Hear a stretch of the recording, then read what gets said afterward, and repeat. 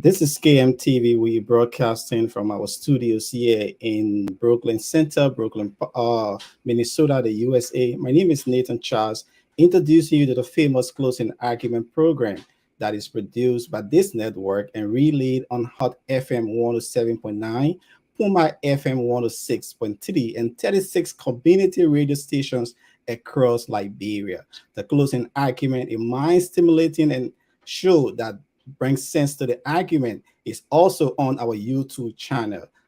Well, at this time, it's April 12th, 2023. As you know, it's a famous day in Liberia. But let's introduce you to the presenters of this show on the Closing Argument show. Chairman Benjamin Senfi, welcome and take over your show, Chairman. Hey, Nathan, it's good to see you. Are we live on YouTube? Yes. Okay, just making sure. Somebody said we're not yet live on Yeah, it YouTube. takes few seconds to. Okay. It's good to see you. Thank you. We are looking forward to having a very fascinating conversation today. I'm extremely excited about this today. I think Jackie is in the back. I think we can bring Jackie on. Or get on. Let's get on with it. We want to apologize to our many viewers. Jackie, it's good to see you. I Oh, want to apologize to our many viewers who we were not on Monday. There was, it's part of the things we have to fix, right? When it comes to Liberia, mhm. this issue of the internet, and because the show is produced from Monrovia, that's why you see they're producing it now from the U.S. But I can tell you, um, the internet issue is rarely a big deal. Yes. They have to fix it. So yeah, so that's the reason why we're not even using the software today, because I was adamant that we were not going to postpone this show. I think this is such a important conversation we're going to be having today. And guys, please share the show. Again, we want to emphasize, folks, go to KMTV page and turn on your notification. There's a lot of people who keep asking over and over about when the show is coming on and stuff like that. Again, like I said, we're going to continue to do better. We're going to continue to reach out. We're going to continue to let people know. I remind people, I think this is our sixth edition. So, so I can understand there is an anxiety for but we know the numbers are going to go up. People are going to start watching very soon. I've gotten a lot of feedback about this show today. A lot of people want to hear from Clarence Moniba. I think he's done a few interviews. He's done a few outings. I know he's giving a lot of speeches. Hmm. Seen him do a lot of grassroots work. I follow him on Facebook. So so people are excited about this. They want to hear from him. I have some questions for him. And so, Jackie, it's good to see you. How are you? Oh, I'm doing wonderful today. Good to see you too, Ben. And I'm looking forward to a wonderful, wonderful show today. To all our loving Liberians, home and abroad, we just want to say hello and thank you for joining us today. Mhm. Please click like and share this show so that we can have a good time today. Yeah. As Ben said, we have our guest today, Dr. Clarence Maniba, who will be here today, and he's running for president. Yep. Yeah. The rest of the guys will be joining. I know Tommy will be joining us live from the Hot FM studio in Monrovia. So we will be taking calls locally from Hot FM studios. They will be joining us soon. I know we're live on Hot FM and all these radio stations. Puma FM also is carrying us live. Um, Right. also, but I see the guest is already in the back, but we will bring him on soon once the rest of the guys join. I don't want us to start without them. I know a few. Tommy, like I said, I know they're connecting right now. But let me ask you a question, Jackie. What do you listen? When I think about what's happening right now, when I think about with Clarence, I'm asking myself. I know you support the Unity Party, so I'm asking myself this question: Mhm. there's always a game changer. There's always a sleeper. There's always an X factor in an election, right? What are your thoughts on Clarence first? I know he's probably watching right now, but don't, no pressure. What are your thoughts on him? I like the guy. Listen, I'm a huge fan. I've gotten to know him. I respect him. I like his audacity. I mean, because you got to be pretty audacious to decide to run for president, right? Especially in an election where there's an incumbent. It's not Right. an open field, right? If it's Right. an open field, then you can say, oh yeah, you know what, I will jump in there. But the fact that he wants to take this on at this particular point in time, what are your thoughts on that? Election and timing in election is everything. So I think one of the concerns people have is he late in the game? And I'm sure he will answer that question because it takes time for the country to get to know a candidate. But having said that, I know Clarence, Dr. Moniba. I know him from under the previous administration. I've seen some of the work he did. So he's a very good person, a very good individual. So I'm looking forward to hear more about his candidacy and what he has to bring to the table as a possible president and aspiring in this game today. So it's going to be very interesting. He's no doubt well educated, no doubt has experience in government because he did serve in the public sector in government under the UP government for several years. And he did a whole lot, played some major roles during that time when he was serving under the UP government, working in the office of the president. So it's going to be a very good conversation because he has a whole lot to say. I'm sure he has a whole lot to say and to inform the audience who will be watching him as well today. So I'm looking forward to it. Yeah. Again, we're still waiting for the guys. I'm not sure what is going on, but we definitely will be starting very, very soon. So can we say some WhatsApp to some of our sure. Let's do that. viewers? Let's go ahead and do that. Yeah. Yeah. Daniel Jr. Dudet, he said good afternoon. Gracie K, who's watching. Samuel Williams, he said, what's up, Ben? Nora Hooks. Well, she is saying the show is not on KMTV. No, it is. We just confirmed it. I'm actually looking at it right now. So. Right. Joe Sar, Nora Hooks, Daniel Jr., Yvette Diggs, Saki Connor. Hello, Samira Pratt, Christian Washington, Robert Katie, Nancy Anderson, Steve Quay, so Bobby Nathaniel, Winifred Smith. Hello to everyone who's who are commenting on this show today, and welcome to everybody. And thank you so much for your support. Click the like button, click the love button, and share. Keep on sharing the show today because we have a very, very interesting show today. So please I see share. Yeah, they're saying. And what else are we on? I understand that the show may be on Satcom. Is that correct? Yes. Well, I need to find out from KMTV, but I know both KMTV and Hot FM are on Satcom. Right, so we do. I believe we are on Satcom if once it's live. But yeah, listen, this is going to be interesting today. I can tell you, it's going to be interesting because, like I said, when I think about Clarence Moniba, and I have a little bit of bias here, so let me state for the record, I do. And this is not an endorsement, by the way, because I know people will be saying, "Damn, look, Ben switching already." Yeah, that we here for the man, Ben. But like I said, I have a bias. Let me be honest. I do have a bias, right? Because I remember, I'm reminded of the Obama story, right? Where this guy came out of nowhere, but the key here was Obama had to win Iowa, right? There was not a lot of people who were looking at him. In fact, a lot of Black people didn't believe that Obama had a shot at winning the nomination before I said winning the presidency. right? Right. But when he got into, and his strategy was pointed. His strategy was pointed towards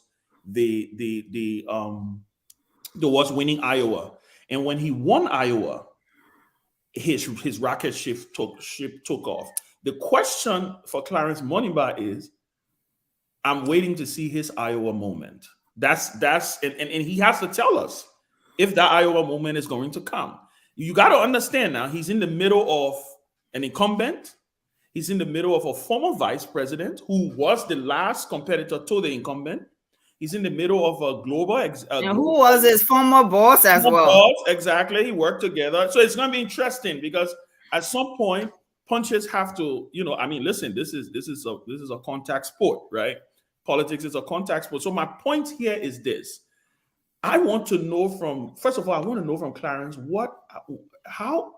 he's pretty audacious, like I said. It reminds me of when I ran for the Senate and people looked at me like I was crazy. Like, are you kidding me?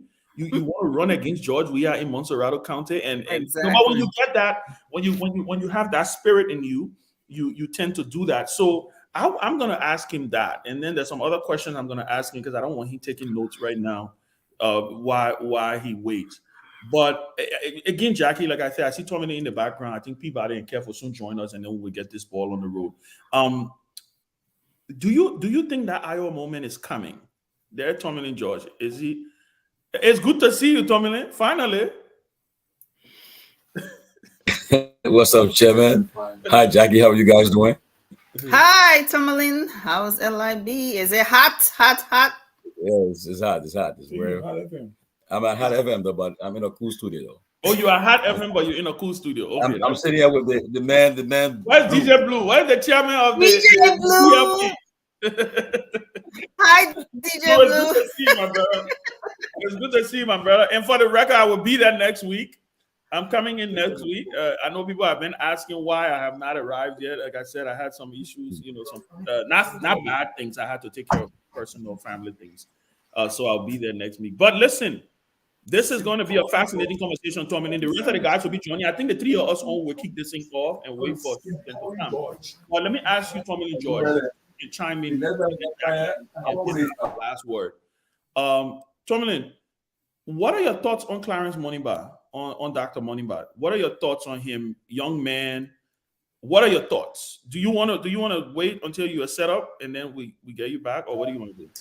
Yes, I think I'm set up now. You good? Okay, go ahead. Well, I will talk about Dark Horse. I don't know what he's the Dark Horse we've been talking about. We don't know. You remember yet. We used to talk about this Dark Horse on the other network, right? Yeah. I would say that there'll be a Dark Horse that will emerge, and in the 11th hour, who don't know. But I saw some of his video. I see the young people are all see them gravitating towards him. I don't know whether he's late or how much impact he will make. But as I always told you guys, right now the whole country now is waiting for VP Boyka. I mean, the talk of the town everywhere is about Boyka's VP picks, and I think I've spoken to, if I'm mistaken, 3 of his potential picks already, and they're all waiting. And so we'll see what happens in the coming days. But right now, with Mr. Dr. Moneyba, we want to see this kind of a light he will bring to the race, despite how much he will be and energizing, and that will perhaps set the whole race apart. We don't know. This young man, if he starts to mount the trail and make his rounds throughout the country, we don't know how much enlightenment he will be. But again, others are saying, depending on the picks Boyka will make, they either make or break the race. So we'll see what happens in the coming days. But I think he brings a lot to this process, and we are watching him very carefully. Okay, we are 15 minutes in. Jackie, have your word, and then we'll go. We're gonna bring Dr. Moneyba in. I know the rest of the guys will join, but we're gonna have a fascinating. The less, maybe the better. That way we can get a chance to ask more questions. So go ahead, Jackie. Have your last word, and then we'll bring Dr. Moneyba in. Hey, I'm saving it for when he comes on the show. I think I've already said enough already. So when he comes on, we'll have that chit chat. Once again, hello to all the Liberian, all those who are watching. We keep seeing the comments coming. Please keep the comments coming. Hit the like button, the love button, and share the show. Share the show. Share the show.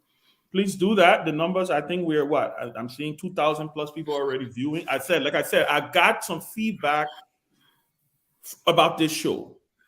A lot of people who don't know him, who've heard of him, and they're waiting for a moment to listen to what he has to say. So I think there's going to be a lot of interest. I anticipate this show making a lot of the rounds, even after. I'm looking forward to him making some news tonight, maybe creating some creating some, what's the word? What's the thing they call it? Not talking points, man. When you're on the radio. No, not breaking. I would think about it. Something just popped. It just lost my train of thought. Sound bites. I'm looking forward to him getting some sound bites tonight. Maybe he would throw a punch here and there. You gotta understand, and Joe Boyka is his uncle. You know they both from Lofa. Everybody from Lofa, that uncle and nephew, right? He's going against his uncle. Thank you, Adrian Hills. Thank you so much, Adrian Hills. Sound bites, like I said. But I'm looking forward to it. But without ado, we will bring on Dr. Monimba. Let's go ahead, studio. I think let's bring Dr. Monimba on so that we can begin a fascinating conversation. I see the man already sitting there, looking presidential with the flag behind him. And let me say something about I'm gonna bust out a secret, Dominic. So I went to visit. I did an executive program at Harvard University, the Senior Executive Fellows, and Clarence was at the HKS. He was at the Kennedy School. He was about to finish his MPA, the Mason Fellowship. And I got a chance to spend, I think, 3 or 4 days with him. Madam Sirleaf was actually there. Yeah. And funny thing, though, I attended a few of his classes with him. I kind of shadowed him in a few of his classes. And funny thing, there was a period, Tommy, and that's why I say I'm breaking the news here tonight, because I thought he was joking. I really thought he was joking, right? They had this thing where, Jackie, they took them in a studio to do a simulation, right? Of do an interview and do something. And we went in and watched his, and he announced that he was running for president in his. Oh, wow. I'm telling you. And this was, Clarence, you can bear me witness. I remember. Yeah. He announced he was running for president. This whole scene, it was a well done video, and it was like a campaign shot, right? And he announced that he was running for president, and so that's why I'm not surprised to see Clarence Monimba here today. But Clarence, it's good to see you. Welcome, my friend. Welcome, my brother. This interview is highly anticipated, like I said, like I said before.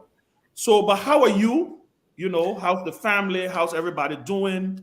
How are you, by the way, before we get into all the politics? No, everything is good, and I think somebody just joined. Kev just joined. Kev Hassan, yes. Mm-hmm. Good, he just joined, because I see people on the feed asking where is Kev? So Kev, you got a lot of fans out there. No. Oh yeah. Honestly, Chairman, I want you to you have to see Clarence, man. Not me. What's up? How are you? You know what happened, Chairman? Ben, I want you to put pressure on him, the same way how you put pressure on Jackie and, telling them what they think about me, because you're forced to say something good about me when somebody asks you. Right? But no, honestly, I'm very, I'm very happy to be on this platform. And I really want to say congratulations to y'all. Y'all understand to start something is very difficult in this country, especially when, people are trying to discourage you or talking all kind of stuff. So just the fact, you talked about audacity, just the fact y'all had the, the ability and the wherewithal to be able to start this program, this is, we talked about game changer. This is going to be a game changer in Liberia. It's going to continue to be because, there's input and perspective from all over the country, and you guys come in. And so just congratulations on that before we really get into the politics of why I truly believe, that we will win the presidency this year. Wow. Okay, talk about audacity. So can you confirm the story I told? No, 100%, and I think were you thinking, so let me ask you, so were you thinking about running for president during that period? Did you always think you would run for president? Though? You want me to be very honest with you all, Yeah. since that's what we're doing today? Yep. 2004, when my pa died, and we were putting him in the ground, the grave, I made the commitment to him and myself that I was going to not only run for presidency, not only be president, but be the person that would change this country for good. To be frank with you, 2004. And after that, after I made that commitment, I went back. I used to play professional American football. I used to do movies. I did several Hollywood movies. I went back to America and started to take school serious. That's when I got my bachelor's degree, my first master's, my second master's, my PhD, all with the thought process that I'm going to be president in Liberia and I have to be prepared. That's when I even went to the Liberian embassy and asked them, I said, I want to work, because at that time I was still doing school. So I wanted to just stay in America and keep working at the Liberian embassy, working at the UN. And the ambassador told me, Charles Minor, he said, we have no money right now. I said, no problem, I'll work for free. Because 2004, I made the commitment that I was going to be sitting on this chair one day running for presidency of Liberia. So when I said that and I knew you was there, it was purposeful. Yeah, honestly, it's been a lifelong dream for myself, a goal. Well, congratulations again on the run. Thank you. And we're going to have a fascinating conversation. We're going to get right into it. Dr. Peabody is joining us. I see him in the back. But Clarence, like I said, you're a good man, but you have to win before you govern. All your plans. So I'm gonna start with my one question, and then we'll go to Jackie, and then we'll go in the order, right? Why 2023? Why? You have an incumbent president. Like I said before, you have a very, very experienced former vice president who, by the way, you work with. You have a global business executive who all of these three men ran in 2017. Remember, right? Team that show appreciable numbers. VP Boyka and President Weah went into the runoff. You have an incumbent in the race. Why 2023? Someone may say you are being overly ambitious. Can you wait for 2029? Why 2023? And that's a very legitimate question, Ben. But if I would have waited till 2029, you know what they would have told me? Why 2029? Why not 2035? In life, nobody will ever give you anything. You have to fight for it.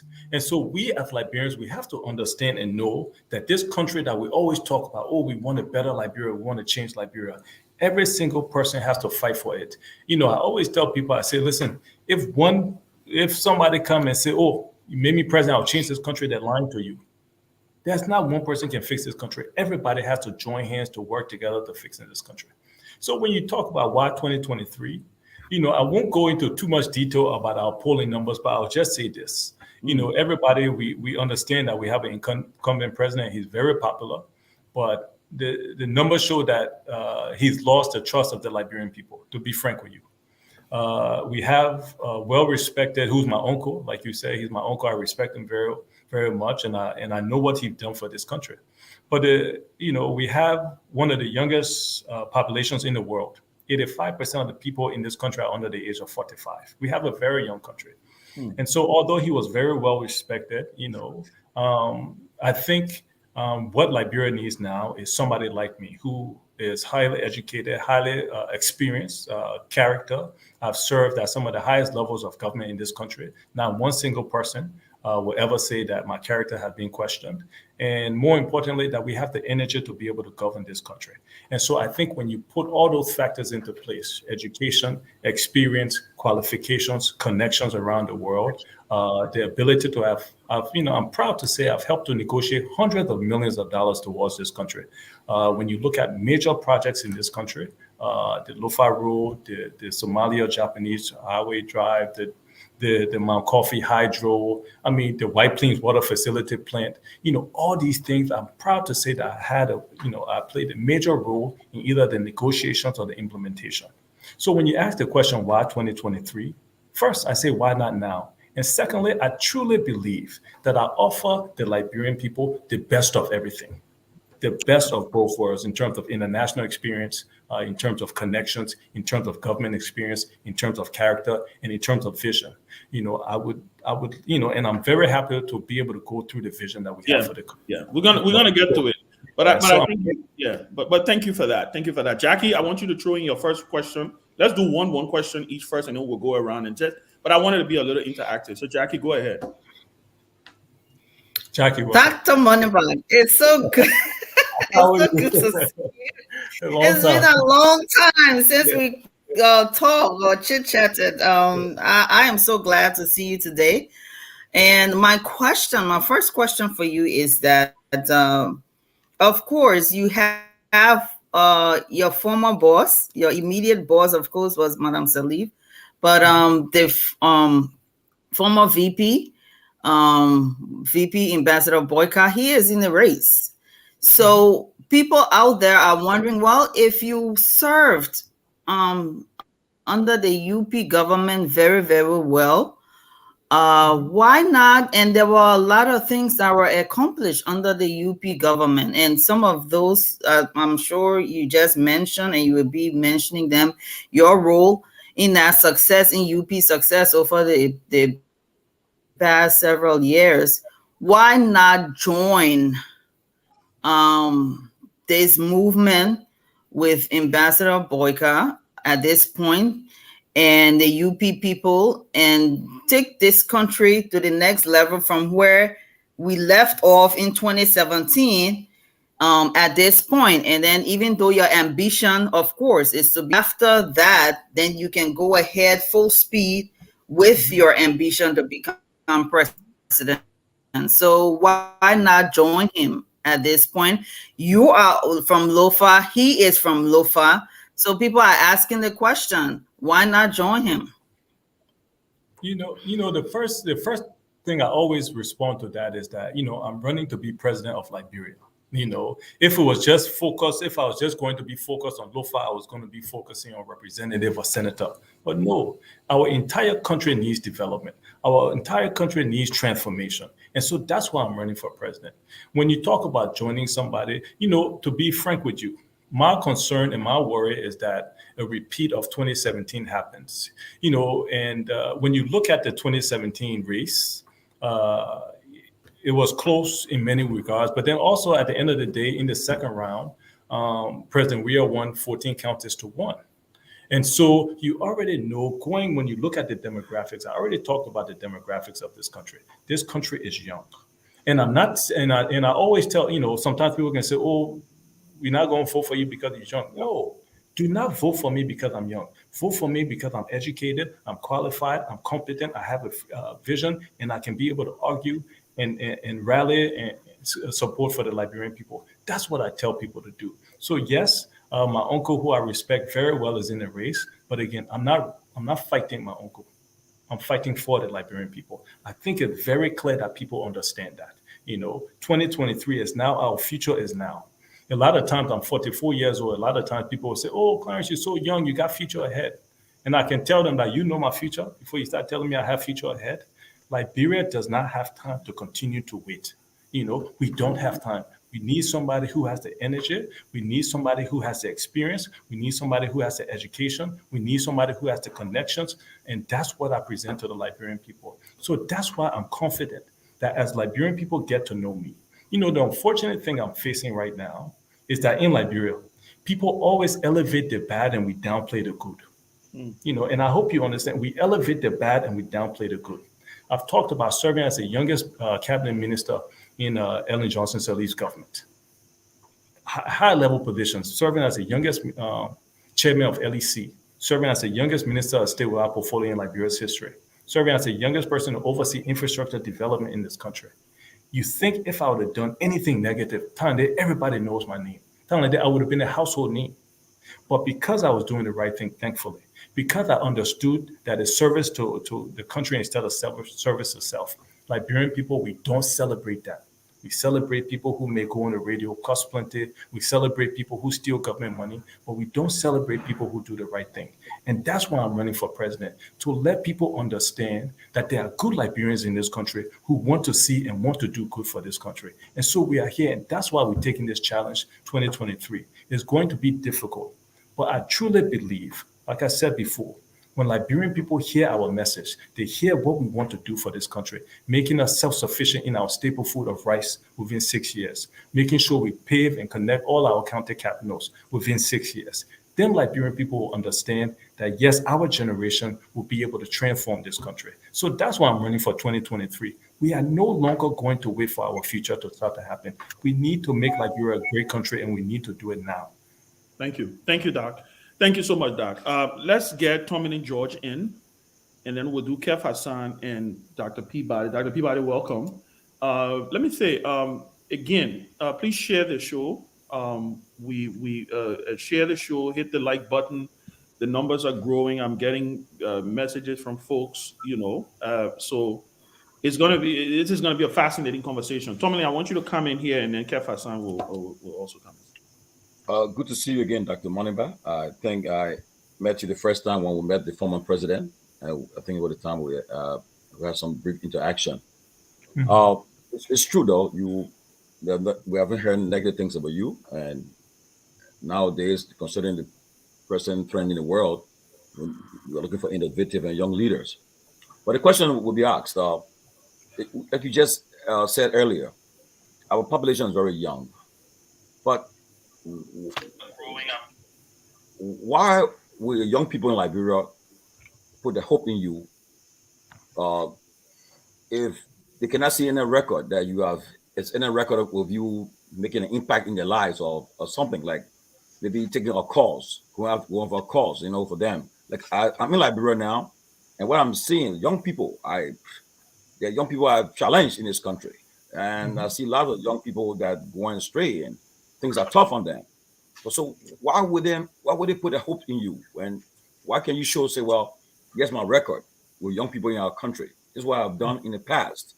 So this is why you guys should gravitate towards me and put a hope in me. Why should they put a hope in you?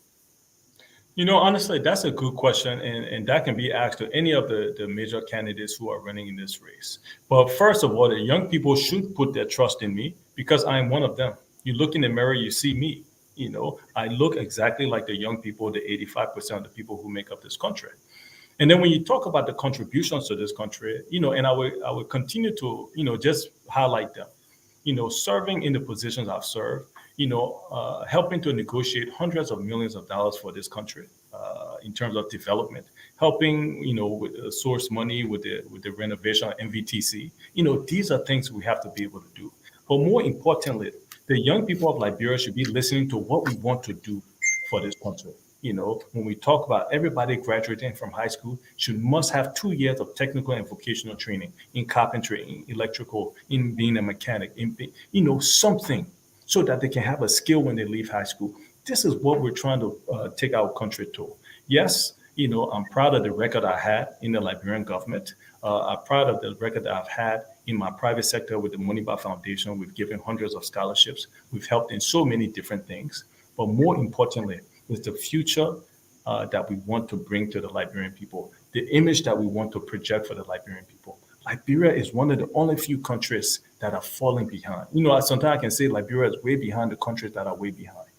Why is that? I just left from Kenya a few weeks ago. When you want to feel bad, go to a different African country and then come back. You see the development that's happening. So you already understand that our generation has to be able to be the ones to demand that the Liberia we have right now is not good enough. And so that's why I'm taking this stand. Ben talked about the audacity. That's why I'm the audacity to say that enough is enough and we will be the ones to fix this country. Kev Hassan, sorry, I was muted. Dr. Moniba, how are you? How are you, Chair? First of all, I'm impressed that Dr. Moniba, you come here and you're speaking like me. You're speaking to the common people. And don't fall for it, Doc. Please. You actually, you setting me up. You actually, relating to the common people. And I listen to you. All I can see is 2029. I can see 2029, but you insisting you want to run 2023. You're running against the current president. I'm looking at everybody in the race right now. I want you to tell me what made you more suitable and better for the position than JMB.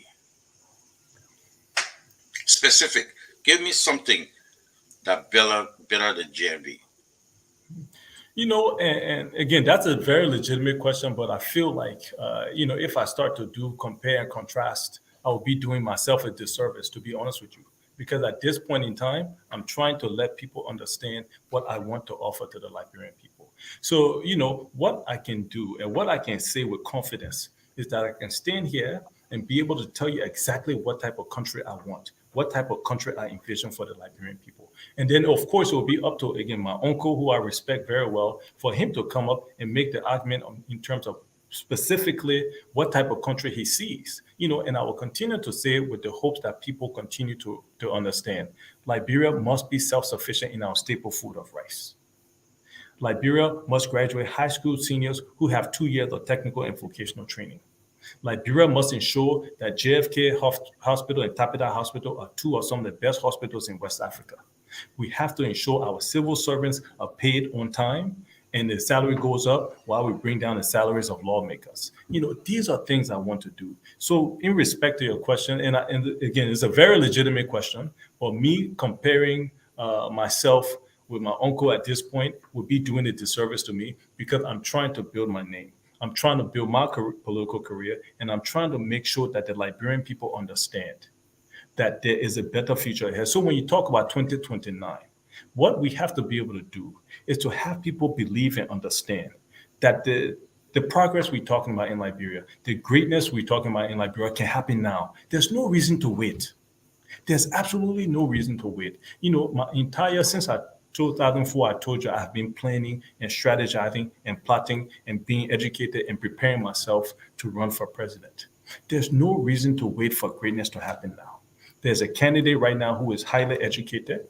You have a candidate right now who is highly experienced. You have a candidate who has the international connections that is needed. You have a candidate that has the platform. So there is no reason to wait for 2029.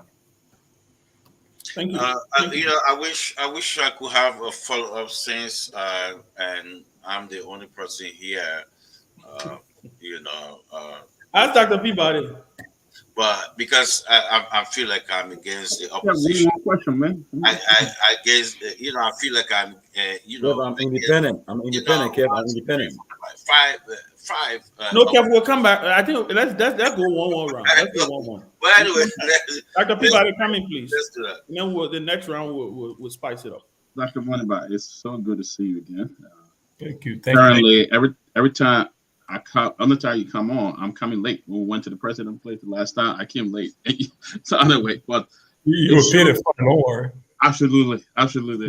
But it's so good to see you, Dr. Moneyba, and let me freshly congratulate you for the step that you've taken to run to be president of Liberia. That's a very strong and bold step. I read your Facebook page the other 6 days ago where you said that at 44, you were the youngest to sign the Farmington River Declaration. And then you went on to say that we all have shared responsibility to ensure that we build a new Liberia where everyone benefits from the resources and opportunities. Do you care to talk about that a little, especially resources and opportunities? Yeah, no. The reason why I say that and I continue to say that is because right now we have a country. Let's be very frank and honest with each other. Right now we have a country that is built to serve the people in government. It's that simple. We'll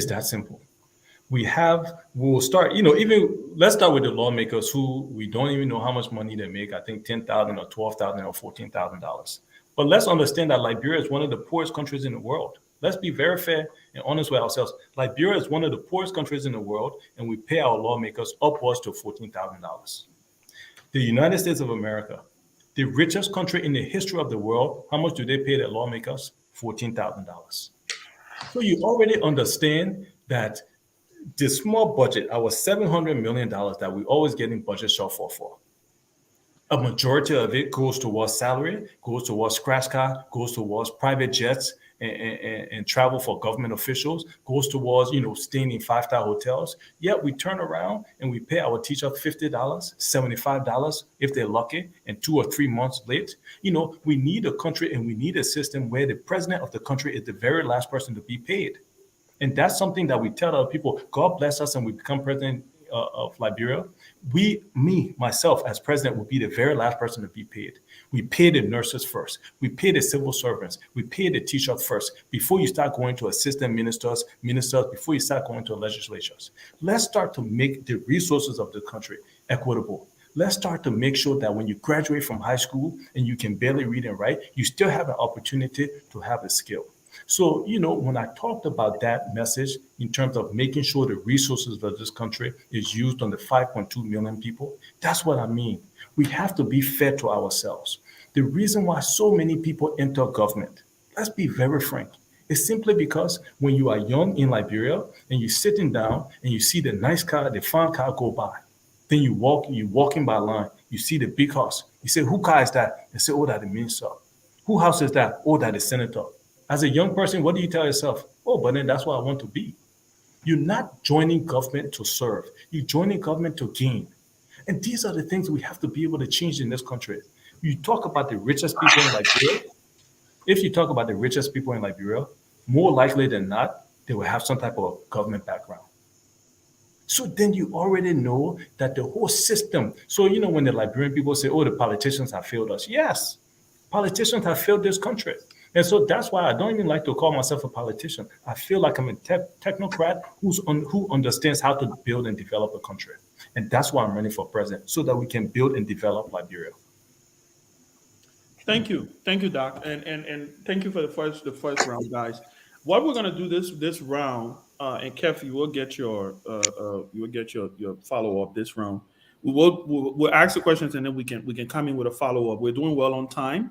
And like I said, so the thing is, we want to make sure Dr. Moniba is able to get his message out there. That is the purpose of this show.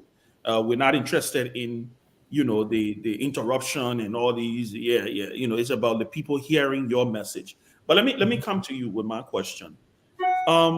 Look, you have to, someone told me, an old political strategist once told me, you can have all of the ideas, the best ideas in the world. You can have the vision. You can have all of that. But you have to win before you govern. Mm-hmm. You have to win before you govern. Mm-hmm. Again, I want to go back to that. Because all of this wouldn't matter if you don't get to the executive mansion. Right? Absolutely. It remains a dream. It remains something, except maybe you get appointed in government again, maybe by whoever wins the next election. What's your strategy? I mean, without giving any strategy, right? So I'm changing my question right now. Without giving any strategy. Thank you. What has informed you that you have a shot? Because clearly, Doc, let's face the fact. When you listen to pundits out there, they tend to say there are 3 major candidates in the race. Mm-hmm. There are other people running, though. Yeah. But I'm asking you this question because I want to know what informed you. You're a very smart man. You're very deliberate. I know you. You would not have made this decision if something didn't trigger you. Was it just being, you know what, I'm auditioning for 2029? Do you really believe you can win this election in 2022? Absolutely. And then lastly, why did you not start? I will ask you the general question that people have asked. Why didn't you start in the legislature? So again, that's a twofold question. So I will start with the last one, the legislature. The problem we have in Liberia is not in the legislature. Let's be very honest. Again, I'm not looking for a job. I'm not looking for a job to say, oh, I'm looking to get salary. No. The problem in Liberia is implementation. We do not implement in this country, and we do not hold people accountable in this country. That's our issue. It's not in the legislature. Liberia has some of the best laws in the world. There's no law in Liberia that says you should go steal money. There's no law in Liberia that says you should go rape somebody. But yet, who has gone to jail in Liberia's history? Let's go 5 years, the last 5 years. Who has gone to jail in Liberia for corruption? Nobody. 10 years, 15 years, 20 years. So me not running I'm going to interrupt you because that is session we own, right? And don't lose your train of thought. but you Yeah, were yeah. in the government, right? You Mhm. were in the Salif administration. So let's Yep. talk about, we will have to defend his record. Mhm. Would someone say you were Minister of State? You, like you said, proudly said it, one of the youngest, Mhm. right? Minister of State without portfolio. So why didn't you advise the president to do some of these things? I won't go into necessarily what I did advise the president, but I will say my responsibility was infrastructure development. Okay. Everybody has a role to play in government. My responsibility was making sure that we secured, that we helped to facilitate the Lofa Road to begin. My responsibility was making sure that we secured the $250 million for the Mount Coffee Hydro. My role was to make sure that we secured the $50 million that is being used right now to build the ELW to Coca-Cola Highway Road, which should have been completed ever since 2019. My responsibility was to make sure we had infrastructure development in this country. And so that's what I did. So yes, that's a very legitimate question, but I think, other people in the other sectors of government, like I said when I first started talking, if one person said they can fix government, they're lying to you. They need a collection of well-meaning Liberians, qualified, competent Liberians who have the energy, who have the experience to deliver. So now going back to the idea of why not the legislature.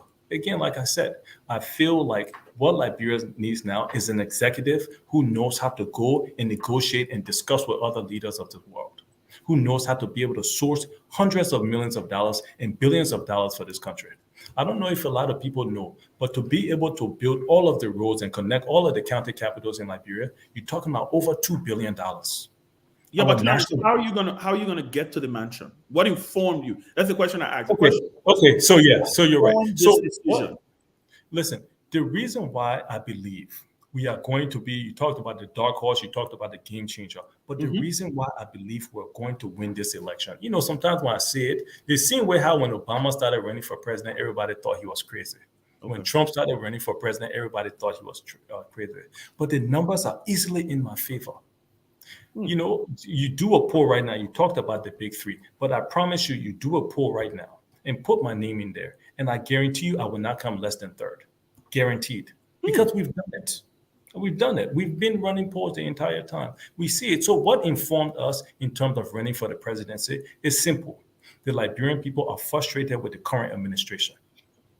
They feel and again, I can say numbers, but I guarantee you that over 70% of the Liberian people in this country feel like this current administration has failed. The Liberian people, when you look at my uncle, the Liberian people, well respected, but a lot of people question the age. A lot of people question, the ability, the energy. But more importantly, when you ask the Liberian people, you say, if somebody was to come, whatever age it is, but who has the energy, who is educated, who is qualified, who has the experience to run, will they support them? Overwhelmingly, they say yes. I present that. So our issue, our only challenge, and that's why I'm so happy that you guys gave me the platform on this. My only challenge to win the presidency of Liberia this year is for people to know me, for people to hear our message, for people to be able to sit and look in my face and see the passion that I have for this country. The minute we do that, we are going to win this presidency. And so that's why we're working. I've been to over 200 towns and communities in Liberia. People just feel like I just announced in January when I just woke up one day. No. For the last year, I've gone to over 200 towns and communities in almost every single county in this country. I've given over 120 interviews all over to almost every radio station in this country, and we are going to do the work. Similar to how we are going to fix this country. We are going to do the work day by day, where people don't see the fact that we have thousands of volunteers, well-meaning Liberians and volunteers who are currently, as we speak, going door to door, telling people that we can create a new Liberia, that a new Liberia is possible. So I'm confident in our plan. I'm confident in the team we are building. I'm confident in the Liberian people that at some point we are going to demand a new Liberia. And at some point we are going to demand leaders who know what to do, how to do it, and have the expertise and energy to do it. So that's why I truly believe that I will be president and will win the elections this year. Thank you. Jackie, come in with your question, and you can do a follow-up. Okay, so Dr. Moniba, one of the things from what we are hearing on the ground, that's a major concern, which will be on the ballot this year, is the economy, the status of the economy. We have right now a $782 million budget that was just passed. We also have what's going on right now. I think it ended today, is the spring meetings that hosted by the IMF and the World Bank, where the focus, of course, is to talk about global economy and poverty reduction. Right now, Liberia, we have a major issue when it comes to the high level of poverty in the country. And also people are complaining. We just had Easter weekend. And from what I'm hearing on the ground, a lot of people, yes, they try to celebrate it, but the market women are not selling their goods like they want to. The farmers, people are not spending because they don't have the buying power that they had over 5 years ago.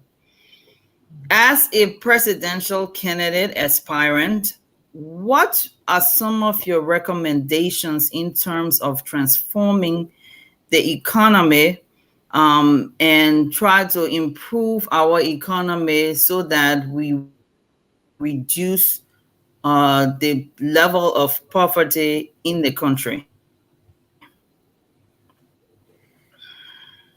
Okay, no, and thank you for that. To be honest with you, there's a lot of ways to be able to address it. The first way is that we have to be able to attract foreign direct investment. Hello, can you hear me? Yeah, we can Yes. hear you, Jackie. You are Yeah, we can. going in and out, but we can hear you. Yeah, so no, I think I understood the question, Jackie. Mm-hmm. I think I got it in terms of the economy and transforming that. So what I was trying to say was that the first thing we have to be able to do is to attract foreign direct investment. But we will not be able to do it, and this is what sometimes a lot of people don't think about it, but think about it this way. When people when people come to Liberia and say, oh, we're going to Liberia to invest, they are going to talk to people, human beings. They are going to sit across the table from government officials. They are going to be judging these government officials. They are going to be listening to what they have to say. When we send out whether it's our president or whether it's ministers to go and negotiate for businesses to come in Liberia, they're looking at the person's history. They're doing research. What is the qualifications of this person? What is the character of this person? Is this person tainted? What is the corruption scandals in Liberia? Nobody wants to come to a country that, whether the government officials are not, competent or whether there's corruption issues in there. Nobody wants to come to a country where when you go to the hospital, there's no electricity, there's no, there's no medicine. Nobody wants to come to invest in a country. When you come to the country, there's no good schools to send their children to. There's all these things that we don't think about. And then when you look at the skill level of the people in this country, like I said, that's why one of our major things is that we are going to graduate high school seniors who have 2 years of technical and vocational training. What if you do want to come and invest in the country and then you want a carpenter? They didn't go to proper schools. You go to NVCTC right now and you go to some of the equipment that people have, that people are working on. You will feel bad for Liberia. We have to be able to up the level of skills that we have in this country. We have to make sure that every single person in this country has some type of skill: carpentry, plumbing, electrical work. When you start doing that, then you start to see the economy grow. The last thing we must be able to do in this country, if we're really serious about building our economy, is to be able to look at the agriculture sector. We live in a country where every single day Liberian man say he has to eat rice. Yet where do we get our rice from? We are waiting for somebody in India, in China, in Thailand to grow rice, to put it in a bag, to ship it to us before we eat. When there was food shortage in Liberia a few months ago, what did we do? We went to Freeport to go look for rice. We're looking on the sea when there's all this land behind us. So when we want to be serious about changing our economy, we have to be able to take the Liberian people back to the soil. We have to have food security. Imagine if we had a country where we have 15 counties. Every single county was responsible to grow something for the Liberian people to eat. then you will understand that all of a sudden now, there are hundreds of thousands of people who walk around saying they don't have a job. They'll be able to go to Lofa, Bapulu, Bomi, Bon, and grow rice. People will be able to go to Nimba, Granjida, grow cocoa, grow cassava, go to the southeast. We spent $7 million plus on importing pepper from Guinea. Are you trying to tell me that Liberian people can't grow pepper? So when we talk about the economy, we talk about transforming the economy. We need leadership that prioritizes the agriculture sector. We need leadership that prioritizes the fact that Liberia must be food secure. We cannot continue to import rice, something that Liberian people eat every day, and think that we are going to change our economy. It's not going to happen. That's why we need leadership that can focus on that, focus on agriculture, and then focus on developing the skills of the Liberian people, especially the younger generation who are graduating from high school. Let them not just graduate from high school. We say, here a degree, go ride motorbike. We're failing the young people of this country. Thank you, Doc. Thank you. Okay. So, can I ask a follow-up question to that? Can you hear me? Yes. Like we Yeah, said, you're going in and out, but we can hear you. we can hear you. Go ahead. Oh, Do you want to go? Do you want to log out and log back in? okay. Yeah. So, one thing I haven't heard much about from the aspirants. Okay, I will do You have your that. delay. Yeah, there's a I'll delay. do Sometimes it just go in and come back out and come back, go out and come back in. All right. So let's get Tomlin George. You want to come in with yours also? The Moneybar. Yesterday I spent, I'm part of this group called the Firestone Association of Firestone Residents in Americas, and on Saturday we're dedicating almost $150,000 library in Coventry, well furnished library, modern library, dedicated on Saturday. So I spent most of my time yesterday in Lower Magibi. We visited 3 health centers, and it was so sad that you will find at a particular health center we went to all three of them. 32 persons on their staff, but only 7 are on payroll. 7 persons on payroll. 32 persons are working, but 7 on payroll. And then I met a young 29-year-old mother. As soon as we arrived, she had just given birth to a baby called Sarah. And I asked her how she's going home with the baby. She said, we're taking a motorbike. And it brought tears to our eyes yesterday. Yeah. And we tried to put money together to get her, but it was sad. And one of the things as I traveled in Lower Magibi yesterday, we're asking about the people that are running for president. And because we're hosting you, I brought your name up. I'll talk about you. And all they said, they talked about your father first, and then they went on to say, hey man. Somebody said, hey man, he should have started Everson, man. Why he never started Everson? We're hearing this guy, But apparently, I'm hearing your message. But somebody said something that struck me. I want to ask you this question. The culture of impunity continues to exist in our country, permeates in our society today. Absolutely. And because there have been no one who have been held accountable from previous government. Okay, like I heard you said you negotiated in bringing a lot of resources to the country, but then the previous government that you serve in, they weren't audited, and people also feel that most of the money you guys negotiated was squandered. In fact, the former vice president who's running for president today, he said we squandered a lot of opportunities.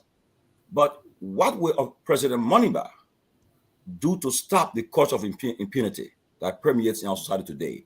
Because people will do things, and at the end of the day, they become president. They say, like we said with the War Crimes Code, people will promise as soon as they became president. When they ask the question to candidates nowadays, they dodge the question, they evade the question. But what will you say to Liberian people? Say, look, on a Moneybar's presidency, the culture of impunity will stop, and I can assure you that I will commission audits on Madam Sadi government, President Weah government. Can you please address the issue of corruption and impunity here? And we'll even take it a step further. We'll also commission audits on my government, And so I think that's the reason why corruption continues in Liberia, because nobody goes to jail. You just said it. Nobody is held accountable. And I even mentioned it earlier. Liberian people, we hard to hear, but we're quick to learn. I promise you, just begin to put people in jail. You know what Liberian will say? My hand inside that thing. They're taking it in serious now. Liberian people, we are scared of trouble. But again, every time somebody steal money, every time somebody do something bad, they say, "Oh, you don't know the future. The man has this." We allow corruption to happen. When somebody steal money, what do we say? Liberia, that elephant meat. The man, a big man, that he turned to his job. That's the only man who steal. The first thing we have to be able to do in my administration, before we even take leadership, before we even take the position of president, every single presidential appointee, before they even get the key to the office, must do asset declaration. And we must do it every single year for ourselves and our immediate families. We can no longer, again, continue to turn a blind eye. Why are our leaders not doing asset declaration? You must be able to tell us what you have in terms of property, in terms of your bank account. We have to be able to judge. You can't be an assistant minister and buying 3 or 4 cars. Where are you getting the money from? So that's the first thing we'll be able to do, asset declaration, to know what everybody has. The second thing we have to be able to do is to set up a special code only for corruption. First, a special hotline, a platform where people will be able to call in anonymously. And then secondly, a special code and investigation that will be able to look at every single claim. If you are prosecuted and you're found guilty, you must have minimum jail time. That's what we have to do in this country. And then in additional minimum jail time, you must have restitution. You cannot steal $1 million, you go to jail for 2 years, and you come out $1 million waiting for you. No, you will be in jail and you will pay that money back. We'll sell your property or your homes. Listen, the Liberia we want is attainable, is achievable. But we just need people at the top of this administration, at the top of the presidency, to take it serious, to be able to understand that once we want to stop corruption, people must go to jail. People must be held accountable. So it's that simple. The laws in Liberia are clear. Corruption, bribery is illegal. We do not implement, we do not hold people accountable. So what I can promise is under the Moneyval administration, it's very simple.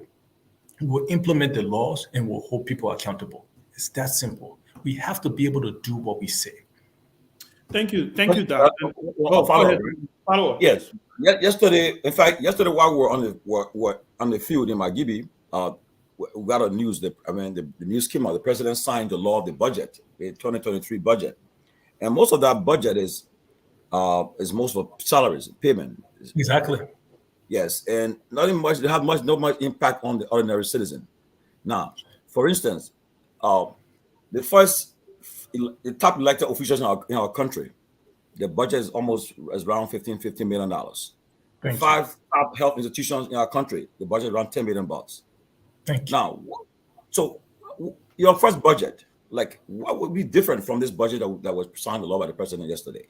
The first thing, thank you for that question. But the first thing I'll say is that a serious budget? Honestly, is that a serious budget? You look at the education sector and you identify correctly, most of the money goes to salaries. I won't even say ghost workers, just say it goes to teachers. Even though the teachers are only some of them making $40, $75, $100, but most of it goes to salaries.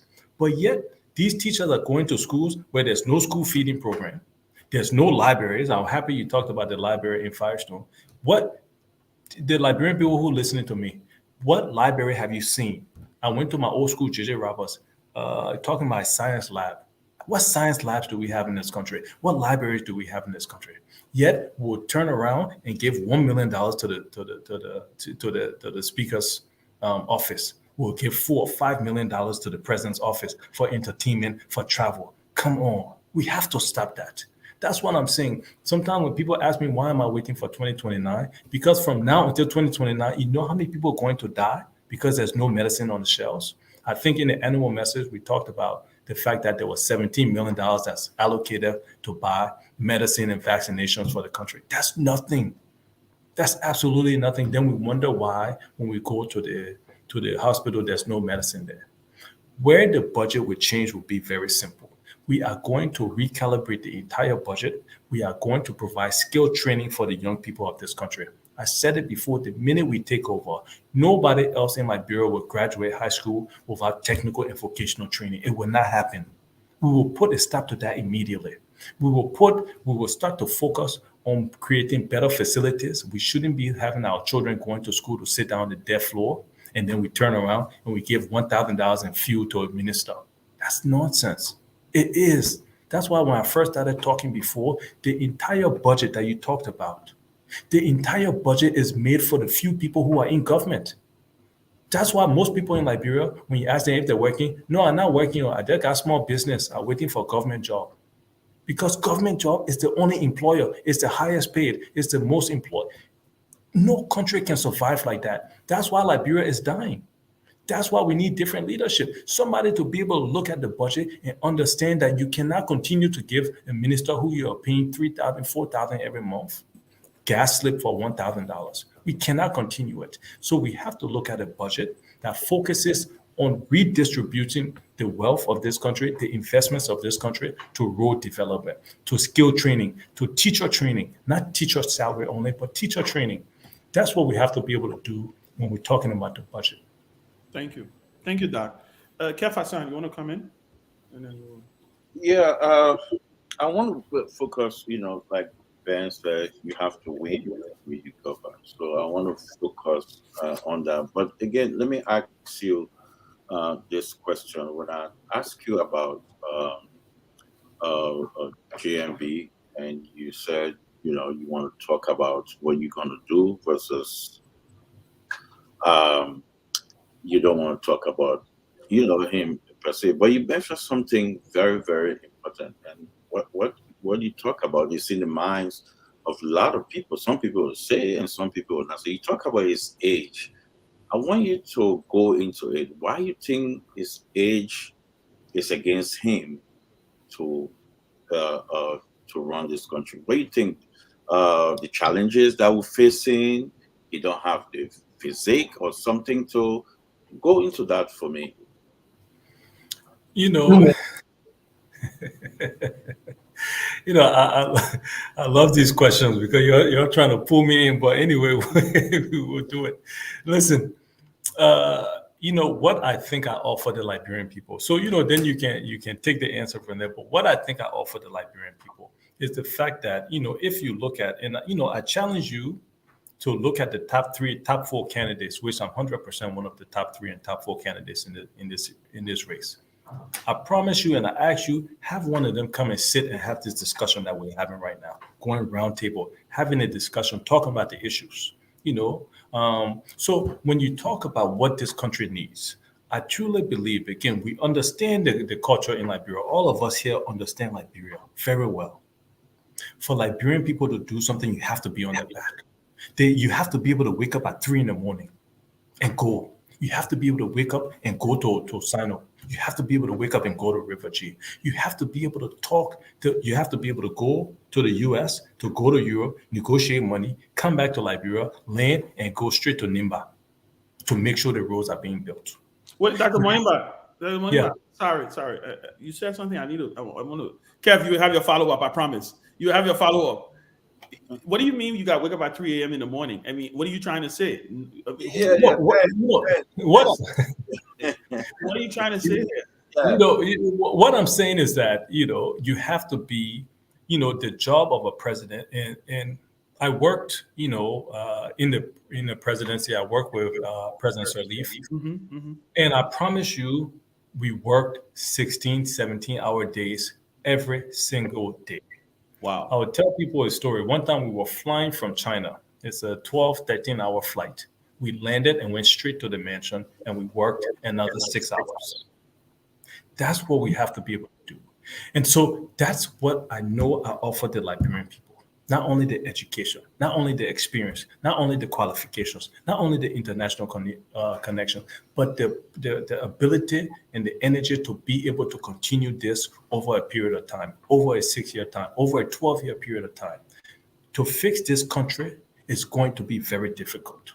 We need people who will be able to ensure that the development is being done. We listen. Again, not trying to talk about anybody else because, again, that I think takes away from me. But I truly believe I offer the Liberian people the best of every world that we have. When you look at all of the top people who are running, I offer the best in what people like about them. And that's why I'm running for president in 2023 and not 2029. And that's why I believe that with the Liberian people, when they see me, when they hear me, when they hear my platform, they will support me. And that's why I know for a fact we're going to win this presidency, because we are confident in our strategy. We are confident in our team. Kev, you can do your follow-up. Yeah, you took that away from me. The 3 The I'm sorry. Yeah, I didn't want to forget it, so that's why. I'm going to call all of y'all at 3 a.m. this morning and see if we all know the 3 a.m. Matter of fact, the Hillary Clinton thing, right? Yeah, the Hillary Clinton thing, the 3 a.m. And we all know what 3 a.m. call with, the Hillary and them were talking about. Can you handle that 3 a.m.? And you're saying that Jose Human Buckeye cannot handle the 3 a.m. I'm saying that I can handle the 3 a.m. call. Saying, I'm saying that I can handle it. I'm not saying what he can or can't handle. Yeah, but I'm saying that I can handle the 3 a.m. call. You spoke about his age. You spoke about his age. And when I read it between the lines, even younger people 3 a.m. can be a little challenging. And then you're speaking about his age. When I listen to you right now, you're saying that this country is for somebody who actually is strong to rule this country. That's what you're saying. So when we look at the full, if I will include you in there, maybe 5 people who run in, you did your process of elimination. You're taking him out. You're saying that he cannot wake up. He doesn't have the age, because you mentioned the age. Unless you cannot beat around it, because you went to that age. No, you mentioned age, but no, but it's a fact, though. Let's not act like. Because I can tell you that. I can tell you this. Your father, boss, they were strong. They were around. You could see it. Matter of fact, I was just watching your father swing, and I do have great respect for him. It's one of the Liberians that you will go out and be proud to be in the same country of. I can tell you that. I like the man. Thank you. But I saw a guy. I saw your father was an able man. I don't think you're wrong by calling his age. Just say his age. I don't think you're wrong. I don't think you should run away from that, even though that's your uncle with JMB. But I don't think you should run away from that, because Liberia need is strong. Somebody who fits. Somebody who can wake up. Somebody who can run around. Who can climb the stairs if the elevator? You understand what I mean? And let me say something to that. What are you saying right now? No, Kev, wait, let me say something to that. JMB climbed the stairs for 12 years at the Capitol building. So let's put that on the record. I'm not going to sit here and tell you exactly. There's no elevator in the time the Capitol building when you were vice president, there was no elevator there. So just for the record, I think it's important that we say. Ben, I can tell you this. The way you felt or your body when you was 39, 40 years old, 41, it's different. The more you age, your body degenerates. We're talking about almost 6 years since he climbed that stairs. So I don't. Kev, have you seen JMB dance lately? So did he do the booga? I was in JMB house almost a year ago. A client, we visited here, and I was in his home about a year ago, and I stood beside him, and I know how I felt. But let's leave that alone. This is Dr. Moneyba and Jay on the show. So I want you to if I'm going to leave that alone, but one question I want to ask you: show me your numbers. Where are you seeing the numbers? Okay, but you know what? When you say numbers in terms of what? You know, In terms of support? No, yeah, winning, winning the election. This is a numbers game. Show me your numbers. Yes, tell me. It is. Show me your base, your number. Where can I, when I look at the map, where can I say you are strong? If you're going to tell me Lofa, and tell me how you're stronger than your uncle if you are strong from Lofa. You know, I'm absolutely strong well, so let me close up that last conversation, Kev, just in the sense that, listen, I'm very clear about it, that I offer the greatest contrast to President Weah and to my uncle, JMB. I offer the greatest contrast and the greatest opportunity for the Liberian people to choose to be able to move our country into the future. I'm not going to shy away from that. You know, age, you know, a lot of people talk about the age of him, you know, that's one thing. But then also we have to talk about so you think you're the right man? You're the right man. Absolutely. JMB is not the right man. I'm telling you that I'm the right person to lead Liberia. Yes, because of what I've been saying before about the education and the qualifications and the experience and the fact that I have a clean record and the ability to continue to build this country. So I'm absolutely the right man. Are you questioning JMB record? You keep saying the clean record, the clean record, the clean record. Are you questioning JMB record? No, I'm telling you about my record. I'm telling you about my record. I'm not questioning anybody. Your record is better than JMB record. Is your record is clean? Gotta go to the other people. Listen, I'm telling you about my record, and my record is very clear. If, for example, you put me and Weah in the second round, I promise you talked about numbers. It's impossible that CDC will beat me. It's impossible that the current president will be able to beat me in a runoff, simply because when you look at the demographics of this country, the demographics are in my favor. When you look at the people who want a change in Liberia, that will also be in my favor. So I'm very confident, and I think you know it too. You put Moniba and Weah in the second round, Moniba wins every time. Okay, but how does Moniba get in the second round? How does Moniba pass Joe Boy? Yes. So okay, you literally listen, Clarence, and y'all can jump in right now. Let open a mini crossfire here with Clarence. Right? Yes. Let anybody can jump in at this point. Jackie, Dr. Peabody. Let me say this, Clarence. I think it is fair to say, because George Weah is the incumbent, he has a spot in the runoff. Yeah, absolutely. Absolutely. Let's just assume he has that. Yeah. Yeah. Okay. Let's just say that, right?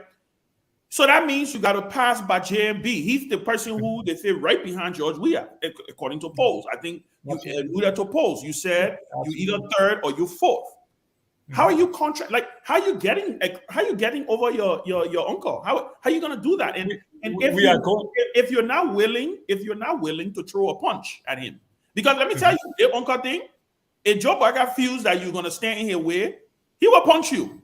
I'm just being honest with you. If he feels you're going to stand in his way, and listen, you know the Unity Party people, they don't joke. Yeah, Jackie right here. She see her, she's sitting in that corner, she's just looking. She's waiting. So I want to know, how are you getting across? How you going to do that? You know, let's be very clear. If elections was today, yes, I would be third. If elections was today, April 12th, yeah, I wouldn't be able to get today. You will come third. That's what you're saying. Yes, but it's not today. Third behind who?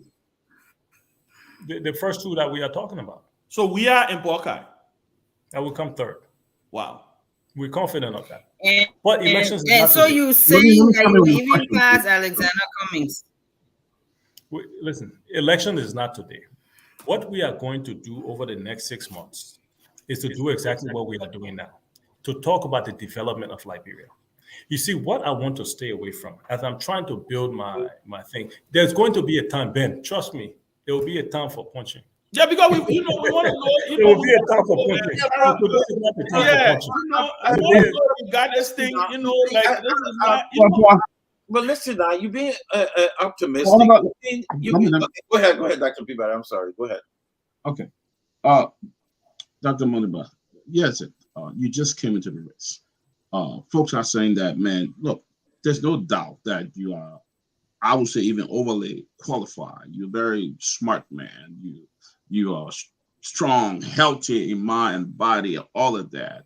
You just came into the race. Are you aligning with any political party now, or you are going just as you are and think you can cross the other folks? We are having discussions. A lot of times people think politics and then we are enemies, but no, I speak to everybody. No one person would be able to win the presidential race without alignment. No one person will be able to even get to the second round without some type of alignment. So the good thing about us, you mentioned the fact that we are just coming. We are just coming, but we are not new to Liberia. We are just coming, but the name Moniba is not. It's a hustle name. Yeah, it's a hustle. The name Moniba. Thank you to the work my father did, Dr. Harry Moniba. But the name Moniba is not a strange name in Liberia. So yeah. Go ahead. Let me do one. I'll finish up. Okay. No. So people understand and know the quality of brand that the Moniba name presents to the Liberian people. Right. Moreover, we are going to be working with people. I've gotten so many calls over the last few weeks. Since I announced January 17th. We are already at the point we are at right now. We are 2.5, 3 months away, right, from my announcement. And we have created waves in this country that has changed the narrative of these elections. But what we are running for is to not only change the narrative of this country, but to win the presidency. There's no two ways about it. We are not running just to make ourselves known so we can win in 2029. No, we are running to win now because Liberia needs development now. We need the transformation now. And so what we are going to do, we are open to alignment, but we have to be very clear who we align with. We are not aligning with anybody who has a stigma. We are not going to do so. We are not going to align with anybody who doesn't focus on the fact that Liberia needs to be self-sufficient in food. We are not going to do that. We are not going to align with people who want to put their party over their country. We are not going to align. But thankfully, we have come on the scene, and there's a lot of people, there's enough people who want to support us, who want to align with us. And so we are having those discussions. But at the end of the day, we plan to be on the ballot so that we can unseat this current president and so that we can begin to change this country in the right trajectory. Thank you, Dr. Moniba. Jackie will come in. Follow-up question. Let me do my follow-up question, Ben. Let me ask you this: if you were to, say that your uncle, I hate to use that uncle name, because you're running, call you and say, "Hey, I need you to align with me." Do you think that would be a good alignment? I'm sorry, say that again. If you are called by Vice President Bwaka, okay, say I want you to align with the Unity Party, do you think that would be a good alignment? Listen, the reason why I'm running for president, because I feel like I present the best case to turn Liberia around. It's that simple. There's no two ways about it. So the alignment we are looking for is for people to come in and support us to get to the second round, so that so that we can meet, assuming president we are, even though we can never be too sure. But the idea of alignment is that we want people to come and support us. We are going to enter this race. We are going to enter this presidential race, and we are going to be on the ballot, and we are going to contest for the presidency because Liberia, like I said before, it needs development now. We are not in this race to make our name known. No, we are not in this race to try. We are in this race to win. We are in this race to change. And so that's what we're going to do. We are looking for alignment with people who want to come and support the political party that I'm on, the Liberia National Union, to support our vision, to support our candidacy. That's why we're running. So we are looking for alignment for people to come and join us in our fight. So thank you for that, Dr. Moniba. Jackie, you're going to come in next, and then Tomalin. Dr. Moniba, there's a question about, we're in running mid-season right now, right? Mm-hmm. I think the deadline is July. If I'm not mistaken, according to the NEC timeline, is July 15 or something for candidates. Candidates registration will start. You have to pick a running mate. Let's talk about that a little bit. Everybody's focused on JMB's running mate, like Tomalin said, listening to see what Mr. Cummings is going to do. President, we already is far ahead. His running mate is in the southeast. They're full speed ahead. Right. Who are you looking for? What are you looking for? What's your criteria? Are you like Joe Biden, who's going to make a commitment? I'm going to put a woman on my ticket. Or are you looking for a specific type of person? Or are you Obama, who's looking for an older person, right, with a lot more experience than probably you have, talking about experience. What are you looking for, and how far are you in this process? You know, we've had several discussions with a lot of people, and people who, you know, would be very surprised that we have been talking to, that is very interested, simply because the Liberian people see the future in me. And I'm proud to say that the Liberian people should see the future in me, you know, a brighter future, a better future. So we are looking for running mates. We have been considering older people, not because they have more experience, because I feel, to be honest with you, that when you look at the people running, I have just as good experience as anybody. Sometimes when people say go be representative first, no opposition person has been in the legislature. Nobody running in the top echelon of the opposition has been in the legislature. So it's not a requirement. So somebody who would be good are people who maybe have served in the legislature. That could be a good vice presidential running mate. You know, but the doors open. We are, you know, we are very much open to also a woman serving as a second seat. But we are open and we are having discussions, you know. So that one I'm not going to discuss too much in detail now. You know, we are also looking to see where the tables turn, you know, in terms of, you know, what other people pick as their running mates, and then see where the gaps are, see where the openings are. Because at the end of the day, we are trying to win. And this thing is chess, it's checkers. You know, when somebody make one move, then you make the other move. And so I'm sure that my team will make the right move. Will make the right move that the Liberian people will be very happy with. I have full confidence in that. Thank you. Jackie, after Jackie, we'll take a 1 minute break just so everybody can take a glass of water or something. Dr. Mwamba, just get ready because we'll come back. We're gonna rough you up a little bit. No problem. I'm just letting you know the cross section is coming. You know, that's what we're here for, to prove to the Liberian people and not to cut you off. But, you know, again, I would ask y'all to invite the other political candidates on this. They're coming, trust me. We will. Yeah, and we will. You know, see how they handle it. We just wanted to get you first, but you know I like you, so I said. Well, thank you, man. Thank you. We're not inviting anybody else on this show except Clarence Mwamba first. He gets first dibs. So Jackie, go ahead, and then we'll take a 1 minute break or so. Yeah. Okay, so everybody can hear me better now? Yeah, much better. Okay. Dr. Mwamba, speaking of alignment, if for any reason you do not make it to the second round, are you willing to align with whosoever the opposition is during the second round? Do you believe in opposition unity at this point? You know, what I would say is that, you know, I don't believe in opposition unity necessarily in the first round, but 100% I believe it in the second round. So I think it will be very difficult for me personally now to be able to support the incumbent. You know, I think it would be time for the opposition to rally around each other to unseat the incumbent. Okay, and quickly before we go to that break, the harmonization policy, we see the government right now is having problems paying its employees. What are your thoughts about the harmonization policy? Do you support it? If not, why? No, absolutely not. You know, when you look at my office has people who now their salaries have been cut by almost 60%. My old office in Ministry of State has people who salaries were cut by almost 60%. The point of the government, the point of any administration is to make people's lives easier, not to take away money. The idea is to give more money to people, to give people the opportunity. To take anybody out of poverty, they need the opportunity. But then the few people who do have the opportunity to work, and then you're taking away from them, calling harmonization, I don't think it's fair to the Liberian people. I don't think it's fair to the people who are working in government, in civil servants, or whatever the case may be. We have to be able to find outside of the box ways to be able to create more money. We have to be able to invest in tourism in this country. Several other countries have their entire economies doubled because they focus on tourism. We have to be able to think about ways to export rice, to export food.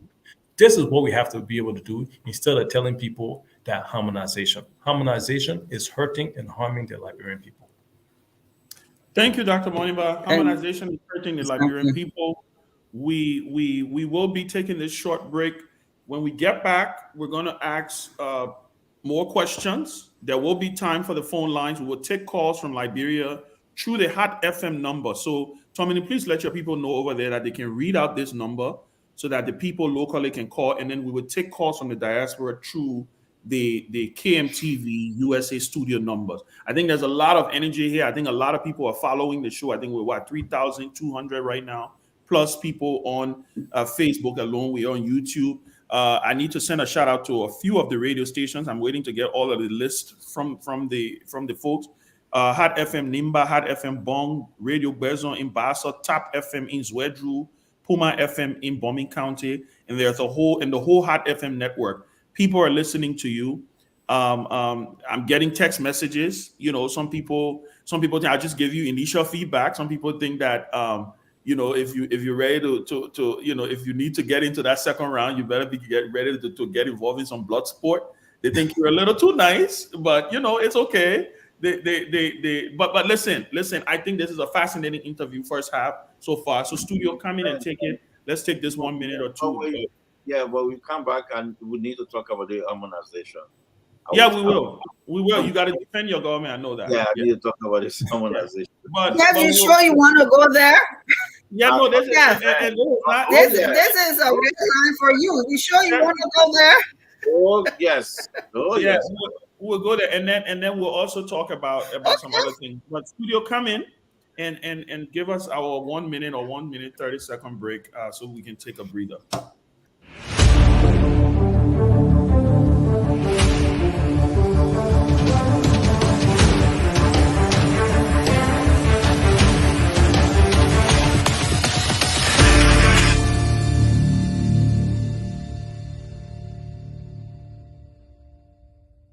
For politics, entertainment, news, and business. And this is KMTV. We are on your screen, we are everywhere. The best online Liberian platform you have. Make the best use of it. My name is Frank Adams, and I endorse this channel.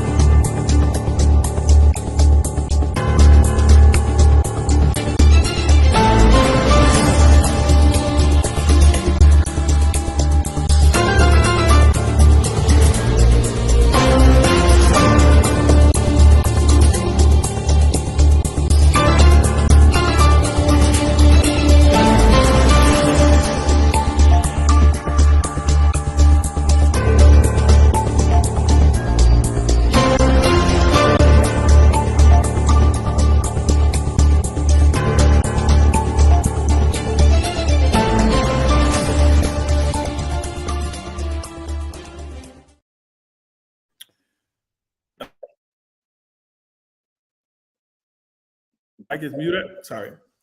Thank you, guys. It's good to be back. I think everybody took their little water break. We'll be getting Dr. Moniba back very soon. Jackie will also be joining us. Guys, listen, I think the conversation is going fascinating so far. I think he's look, say what you want to say. Like I said, I have a little bit of bias when it comes to Clarence Moniba, but look, I saw Kev trying to push him. I think I think Dr. Moniba got some sound bites there from Kev, as always. But let's. I just wanted to ask you, Tommy. You said what are your thoughts? I know you said you were in Margibi the other day, and you said you brought up his name and this issue of he should have started earlier. He should have started earlier. Why do you think Liberians always say that though? You know, because we believe in these big names issue. You know, these big names. And our country, like I was telling some people today, I said, they our country become a serious country. We'll just look at, we'll study the people's vision, what somebody's vision for the country. We won't look at the names, you know, talk about, you listen to the person's vision. When a person talking, you listen to that person, what their message and what their agenda for the country. Mm-hmm. You know, you can make a decision based on what you listen about the person, what the person is saying that they will do for the country. It won't just be the big names issue, you know, because most of the times, you go out there and they will just talk about the big names and forget about the person who has a message. who that would perhaps change your life, you know. But Yeah. that's why the country is today. And you blame leaders of the past. Yeah. The past. Okay. Let's bring Dr. Moniba back. Let's get the ball rolling again. I think you know, at the end of the day, he has you know, this is he's running to be president. So again, listen, man, like I said, it's an audacious move. You're running against a incumbent. You're running against a very popular former vice president who everybody knows. He has name recognition. But let me say this. I want to ask you my first question and then a follow-up is two different points. You highlighted something, and I saw this on the screen, and I think it's important for us to take it from the chat. You talked about the issue of asset declaration in your government. Mhm. Did you declare your assets when you were in the Sirleaf administration, and why Yes. did you not make it public? Because you know everybody said they can declare assets, right? Mhm. There's been the fight about declaring assets No, that's true. That's true. and not You making know, it public. So can you did you make yours public, and if you didn't, why? No, at that, honestly, at that point, I did declare my assets, but I didn't make it public because at that point, it wasn't the norm. So that's something, I don't think it necessarily needs to be made public, but I think we do need an autonomous agency to make sure that everybody declares their assets. Now, if there's any questions, again, I can tell people, I have stores in Red Light. I have, if you start to hide something, then that means there's something wrong. So yes, asset declaration I did. We can easily make it public, and I plan on making my asset declarations before I take the presidency in October of this year. Okay, so let me ask you. So what about this? You know how, like, in this country, because we like to take things from America, but for some reason we try to cherry pick what we want to take, right? The stringent ones we don't want to take. Like in this country, before politicians run for office, they release their tax returns, right? Exactly. You get a chance to know how much they're worth. Exactly. You get a chance to know all of those things. Do you even though it's not required, right? We are going to. I already know where you're going, and we are going to do that? Yes, absolutely. We are You're going gonna to do that. you're gonna take the lead on that. Absolutely. All right. Yeah. And then my last question, then we'll get Jackie and do the round table, My last question, I want to go back to, I'm very interested in this 3 a.m. call thing. And let me tell you why I'm interested in it. It's because there's a lot of people running for president, right? There's a lot of people running for president. And Clarence, Dr. Monimba, I got to, you run for president. I got to make sure. Yeah. You work with President Sirleaf. I love the story you gave. And I know President Sirleaf used to stay to the mansion up till 10, 11 o'clock. In fact, we had a joke of people driving, going out to the nightclubs. They'll see the Converse still parked there, and they're like, damn, like, they're all of that. She's not going to go home. Like, you're not going to fix all of Liberia problem. So I'm asking you because of this. When you talk about that 3 a.m. call, let's take I know we were joking and we were laughing earlier, right? Let's hit the nail. I want to know from you specifically, what do you think the next leader should have to be able to take that 3 a.m. call? When you put it like that, listen, we are talking about the 3 a.m. call just for one person. Let's be honest with each other. I try not to talk about other politicians or political leaders on here because I'm also building my brand, right? So that's why I try not to talk as much as Kev and everybody wants me to talk about. I try not to talk about other people simply because then it's promoting them. But let's be very fair and honest with ourselves. The reason we are talking about the 3 a.m. call is simply because of the age of the vice president. In 2017, I know at that point he said that he was only going to run one term because of his age. It's 6 years later, and then he's running again. So the question then has to be asked when you talk about the 3 a.m. call: does he have the energy? Is he at the age right now to be able to take that 3 a.m. call? And so that's a question that every single Liberian have to be able to ask themselves. When I talked about somebody having the energy to move around the country, to be able to go to Nimba, Grand Chita, Sino, and be able to see the projects and the development that's going on, that's a question that every single Liberian has to ask. And then more importantly, yes, everybody knows him and respects him. I respect him a lot. But they also have to ask that question. Does he have the ability to do so? Let's be fair.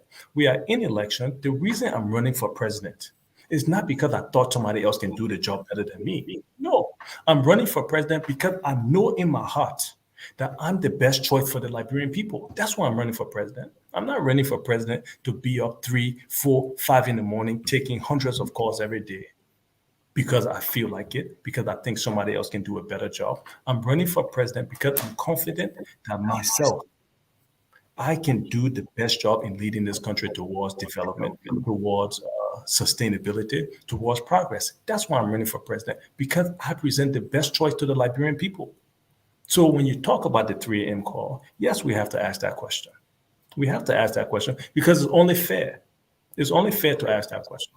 But then let's ask the other Do you think questions. President Weah is taking the 3 a.m. call? You know, let Kev answer that one, but I don't think so. But let Kev. You don't think the president's taking a 3 a.m. call? You don't think he's taking a 3 a.m. call? Maybe he's taking a 3 a.m. call for different reasons. I don't know. But, you know, Okay. All right. Okay. You know, Jackie, I wanted you to come in, but can you get Kev to come in? Because I feel something coming here. Then after Kev, you can come in.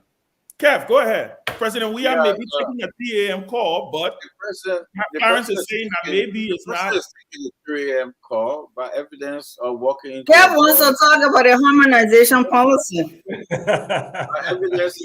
wants to leave the 3 a.m. call business in. When you taking over a broke country, yes, yeah, he taking the 3 a.m. call. You can see it by evidence of development. Yes, you can see it. By evidence of saying the RIA road, paving the RIA road. Yes. By evidence of seeing the road to your country. By evidence of seeing the road to Nimba. By evidence of seeing. Karen, can you come in, Karen? Sorry, go ahead. Yeah, you know what? You see, so this is the frustration now we have with the current administration. Let's be very fair. Okay. And you know, my frustration came about when I listened to the State of the Nation address, and a majority of the projects that he outlined were things that I personally helped to do. Wait. You talked about the Lofa Road. Road. Okay. This is something. Yeah, go ahead. So I'm sorry, you said all of the projects, most of the projects. A majority of them. The one thing I do, 99%. Yes, the one thing I do give 100%. 99%. The one thing I do give credit from to. Unity Party. Answer, please. Let get him to. Yeah, go ahead, Dr. Moore. The one thing I do give him credit for, the only thing, to be honest with you and frank with you, is the RIA road. Everything else, when you talk about the community roads, you just talked about the Nimba Road, you talked about the Lofa Road. These are projects that I personally helped to oversee. The ELWA Road that is not completed, that should have been completed by 2019, was something I personally worked with the World Bank to secure some of the money, the $15 million. That work should have been finished in 2019. We are in 2023, it's not finished. The Lofa Road, that again helped to organize and work with the contractors to bring the contractors in and begin the work. That work should have been finished in 2020. Notwithstanding COVID, we are in 2023, we are not yet to Salaye. So these are things, this is the frustration. We do not have time to wait as a nation, but yet our implementation, our projects are way behind. You know, he talked about all these different, even the CLSG line that was just dedicated on December 1st. I served as chairman of LEC. I also served on the board of LEC. CLSG's line was something that was negotiated in 2016. So then for us to be 5, 6, 7 years later and still talking about CLSG, so you already understand the frustration and why I'm running for president. We need a president who understands infrastructure development. We need a president who has negotiated at a high level infrastructure development. And we need a president who can implement. And that's why I'm running for president again. I'm not running for president because I think Weah would be a better president than me. No.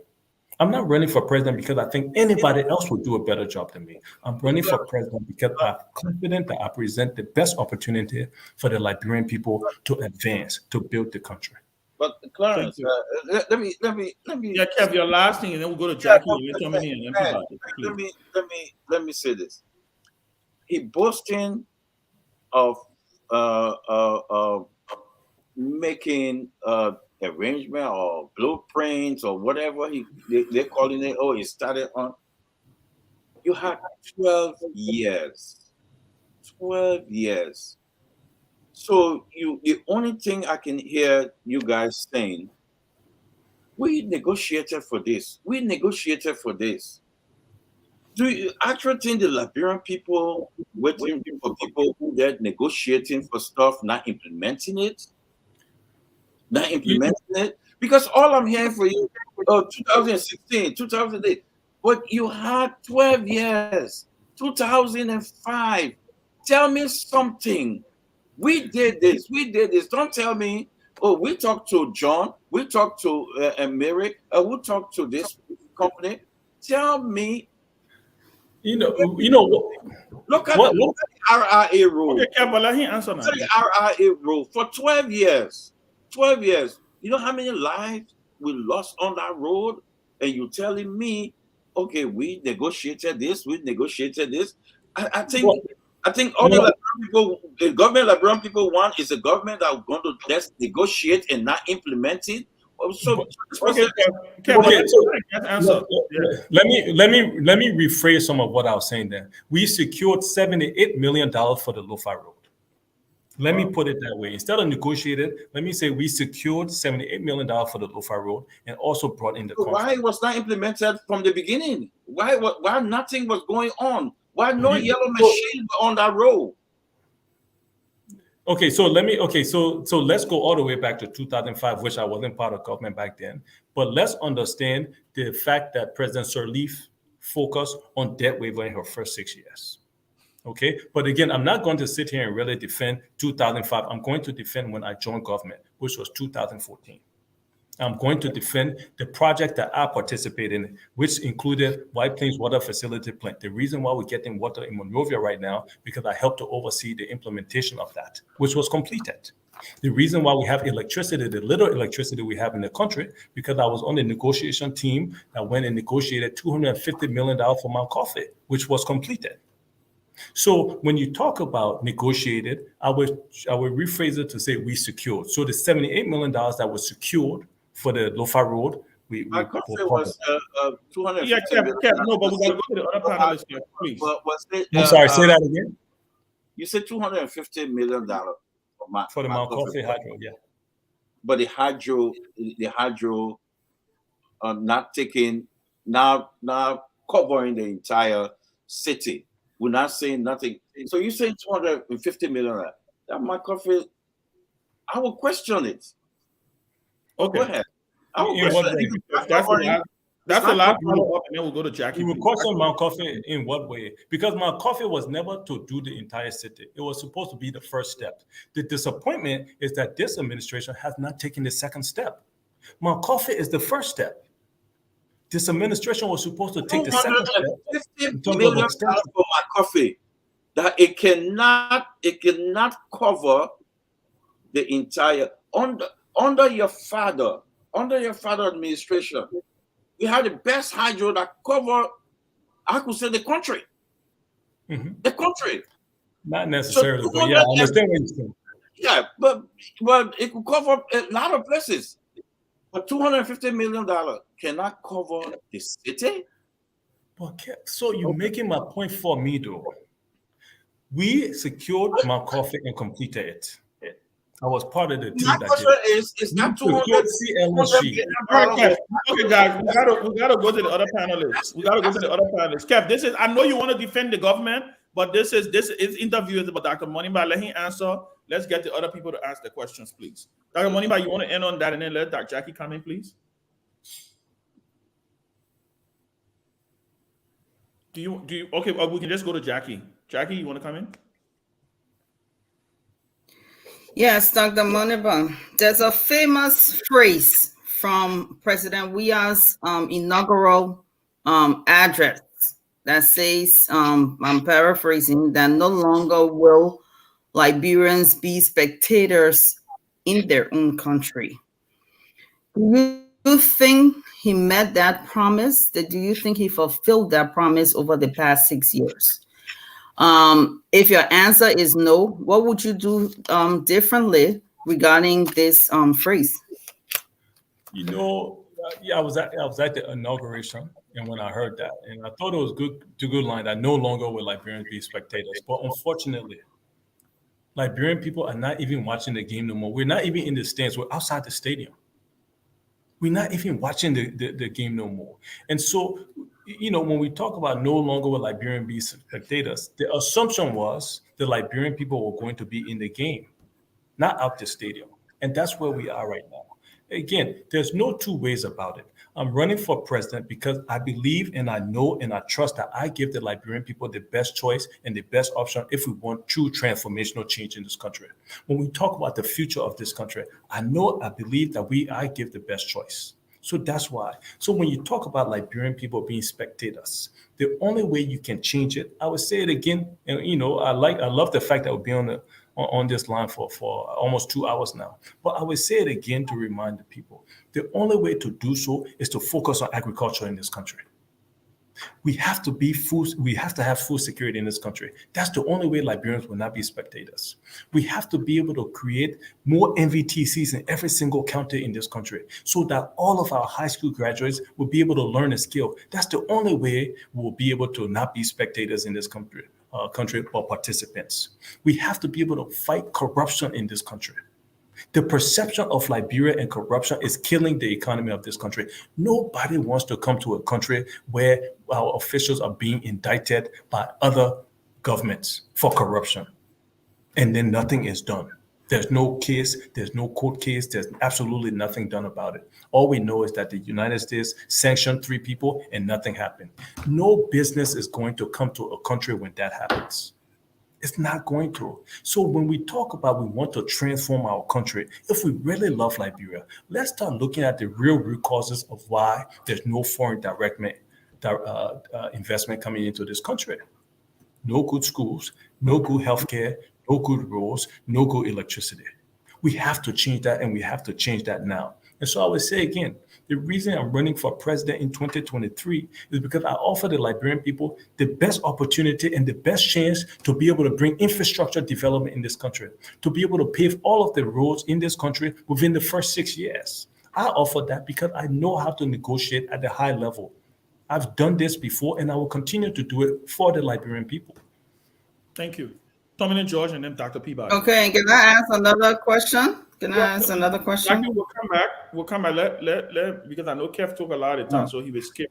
I beg you, let Tommy come here. Yeah, he did. He asked several questions. Y'all vets with Kev today, or what happened, Kev? What you did today? We'll skip Kev. Don't worry. We'll skip him in the next round. Yeah, go ahead. Go ahead. Life among the opposition people. I should go ahead? Yes, please. Go ahead. Yes, Tomlin, can you hear us? Okay. Dr. Moneyback, one of the things that the people are talking about in Liberia is that jobs. People, a lot of people who are unemployed here. And the question I'd like to ask you is about what will you do about unemployment rate in this country? You talk about people not having skills, but I think there are a lot of skillful Liberians in this country, but just that they cannot find the jobs. What will you do to reduce unemployment in this country? Again, I'll go back to the idea that we have to be self-sufficient in food. We import, 70-80% of the food that Liberian people eat is imported from a different country. We immediately have to change that. The minute we change that, the minute Liberian people will have jobs. It's honestly almost that simple. We change the food security in Liberia. We start to grow what we eat. Immediately, Liberian people have jobs. That's one way. The second way, people have skills, but we have to be able to, so every time people talk about, Zogo came to my house at 3 a.m, the Zogo would not be at your house at 3 a.m. if he had a job to do at 6 a.m. He would be home sleeping, preparing himself. I know we keep talking about 3 a.m. today, but the Zogo would not be at your house at 3 a.m. in the morning if he had the job to wake up to at 6 a.m. So in order to give jobs, though, we have to have we have to understand that we are in an international global system. When somebody wants to come in to invest in Liberia, the first thing they will do is, why not Ghana? Why not Sierra Leone? And then they will look at the skill level. Yes, we have skillful people, but when I first came to Liberia, I would tell people this quick story.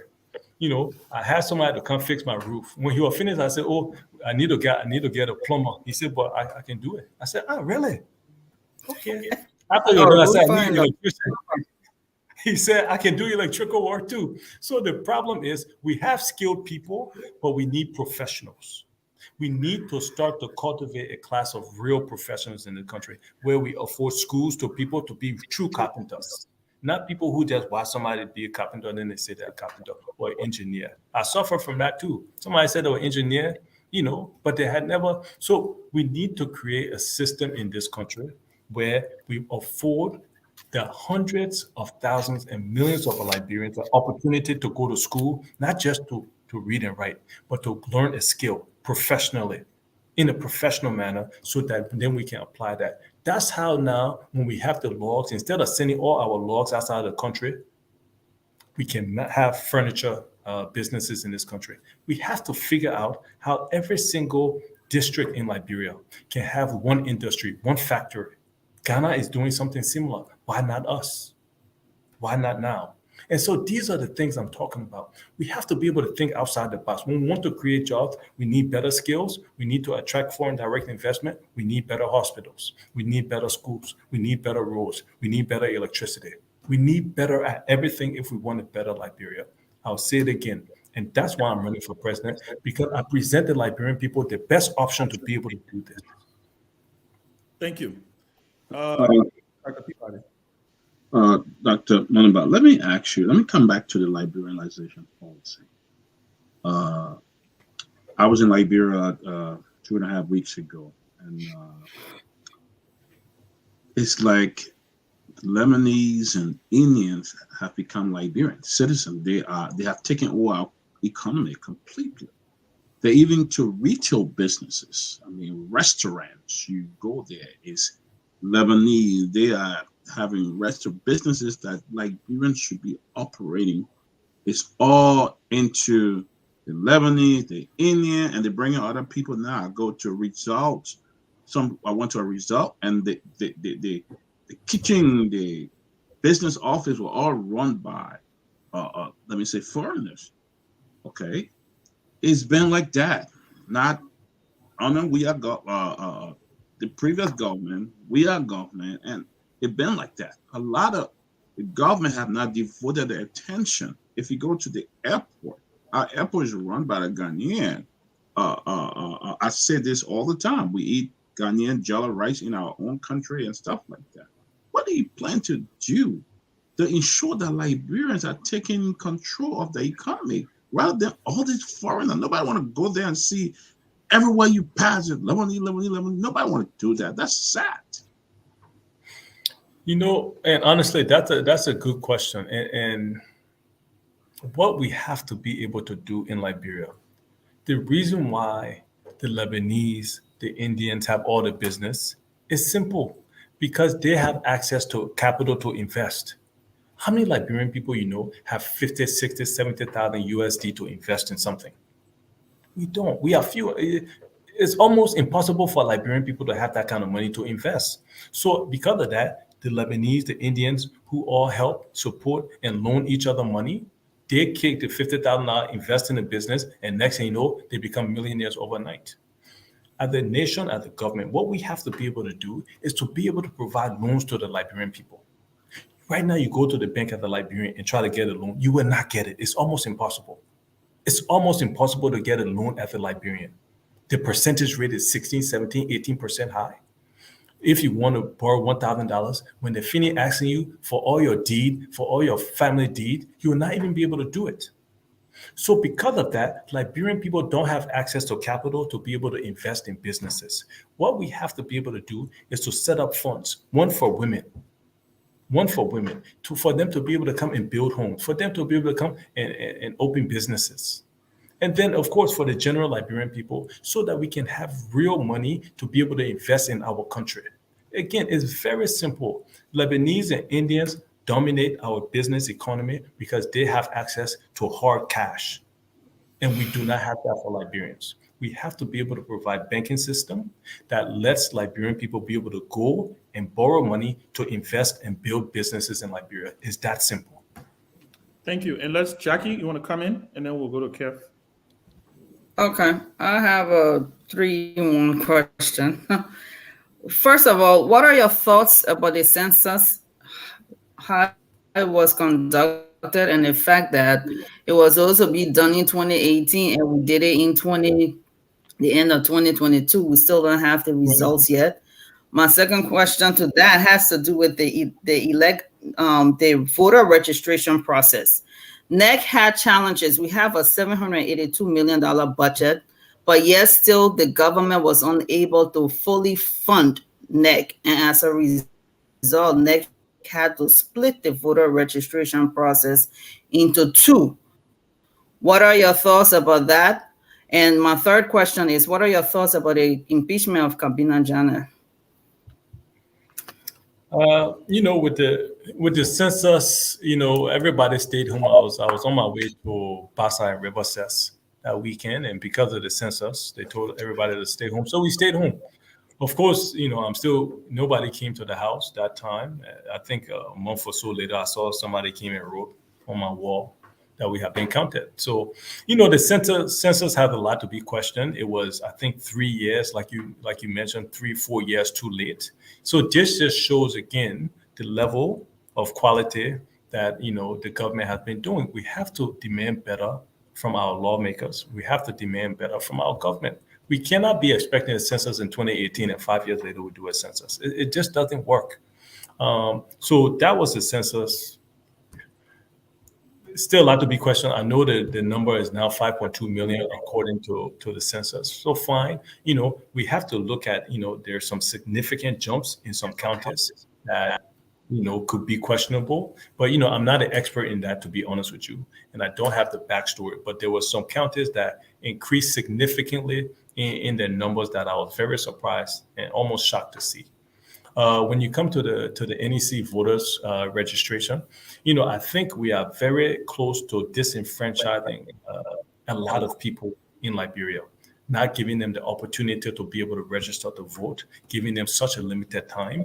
A lot of my supporters went, and whether that was the solar out or the generator out or the machine was broken, but a lot of people had some difficulties registering. And that was reported. We had some of our party, our political party had people at various, places observing, and just trying to see what was going on. So that had a lot to be questioned, to be honest with you. So now you start to see the problem that we have in this country. The census is questioned and was 4 to 5 years late. The voters' roll is also in question, is ongoing right now. But then, we have to be able to give Liberian people more time to be able to register. The most important thing that any citizen can do in a democracy is to vote. So to be able to stand around and tell people, oh, you only got 2 weeks to register, where we don't have enough machines, we don't have enough polling stations, we don't have enough workers, we don't have proper electricity, is not fair to the Liberian people. So that's something. When you talk about the impeachment, we start to we have to be very careful, and we have to be very scared when we start to have the executive have input into what the judiciary is doing or into what the legislature is doing. That's all I would say about that. We have to start to be very careful. We are on April 12th, and everybody knows what April has meant in this country of Liberia. We have evidence. So the minute we start to impeach Supreme Court judges for a bunch of different reasons, we have to start to be worried as a nation about where we are going. That's why we need mature leadership to be able to right this country, to be able to take this country and point it in the right direction. We are not going in the right direction right now. I will continue to say it. The reason I'm running for president in 2023 and not 2029 is because we are headed in the right direction, and we do not have time to continue to go down this road 6 years from now. Too many people will die. Too many people will go hungry. There will be too much suffering in this country if I do not take this step right now. Thank you. Thank you, Doc. And then we'll get Kev. And then we just want to announce that within the next couple of minutes, we will be looking at going to the phone lines. We want to get the people to participate, and then we'll start wrapping this thing up. We just hit the 2-hour mark. So we want to thank you for your time here so far. But let me ask you a question, Dr. Moniba. You brought up something about if elections were held today, you will come third. That's what you said. that takes into consideration that election is not being held today, right? Mhm. So Mhm. I'm sure you have a strategy. I'm sure you have a team. You guys are working. Um, what is your pathway to victory like? How many counties do you think you're going to win to get into the runoff? Take it that we say everybody think we're getting into the run. There's a runoff, right? So Mhm. how do you intend to get into this runoff? What's your pathway? How many counties? Which counties do you see? Do you see yourself winning? Do you see yourself winning Lofa with the vice president in the race? Do you think you're going to come second in Montserrado, or how do you think you're going to place? And where is this pathway that's going to get you that number to enter the runoff? I see a very close race in Lofa, to be frank with you. Extremely close race in Lofa. When you look at Montserrado is always an opposition county. It is, and not only am I opposition in a sense, but I feel like I'm the most competent, qualified, educated, experienced, energetic opposition. So we are going to get real numbers in Montserrat. I'm not going to sit here and say one or two, but I'm confident. My team is confident, and we are confident. Once again, the Liberian people will see me, and I appreciate this platform. But I promise you that the Liberian people will see us. We are not going to just be We have given more speeches than all the other candidates combined. I'm confident of that. We have given more interviews than all the other candidates combined, and we'll continue to. Nobody will outwork us.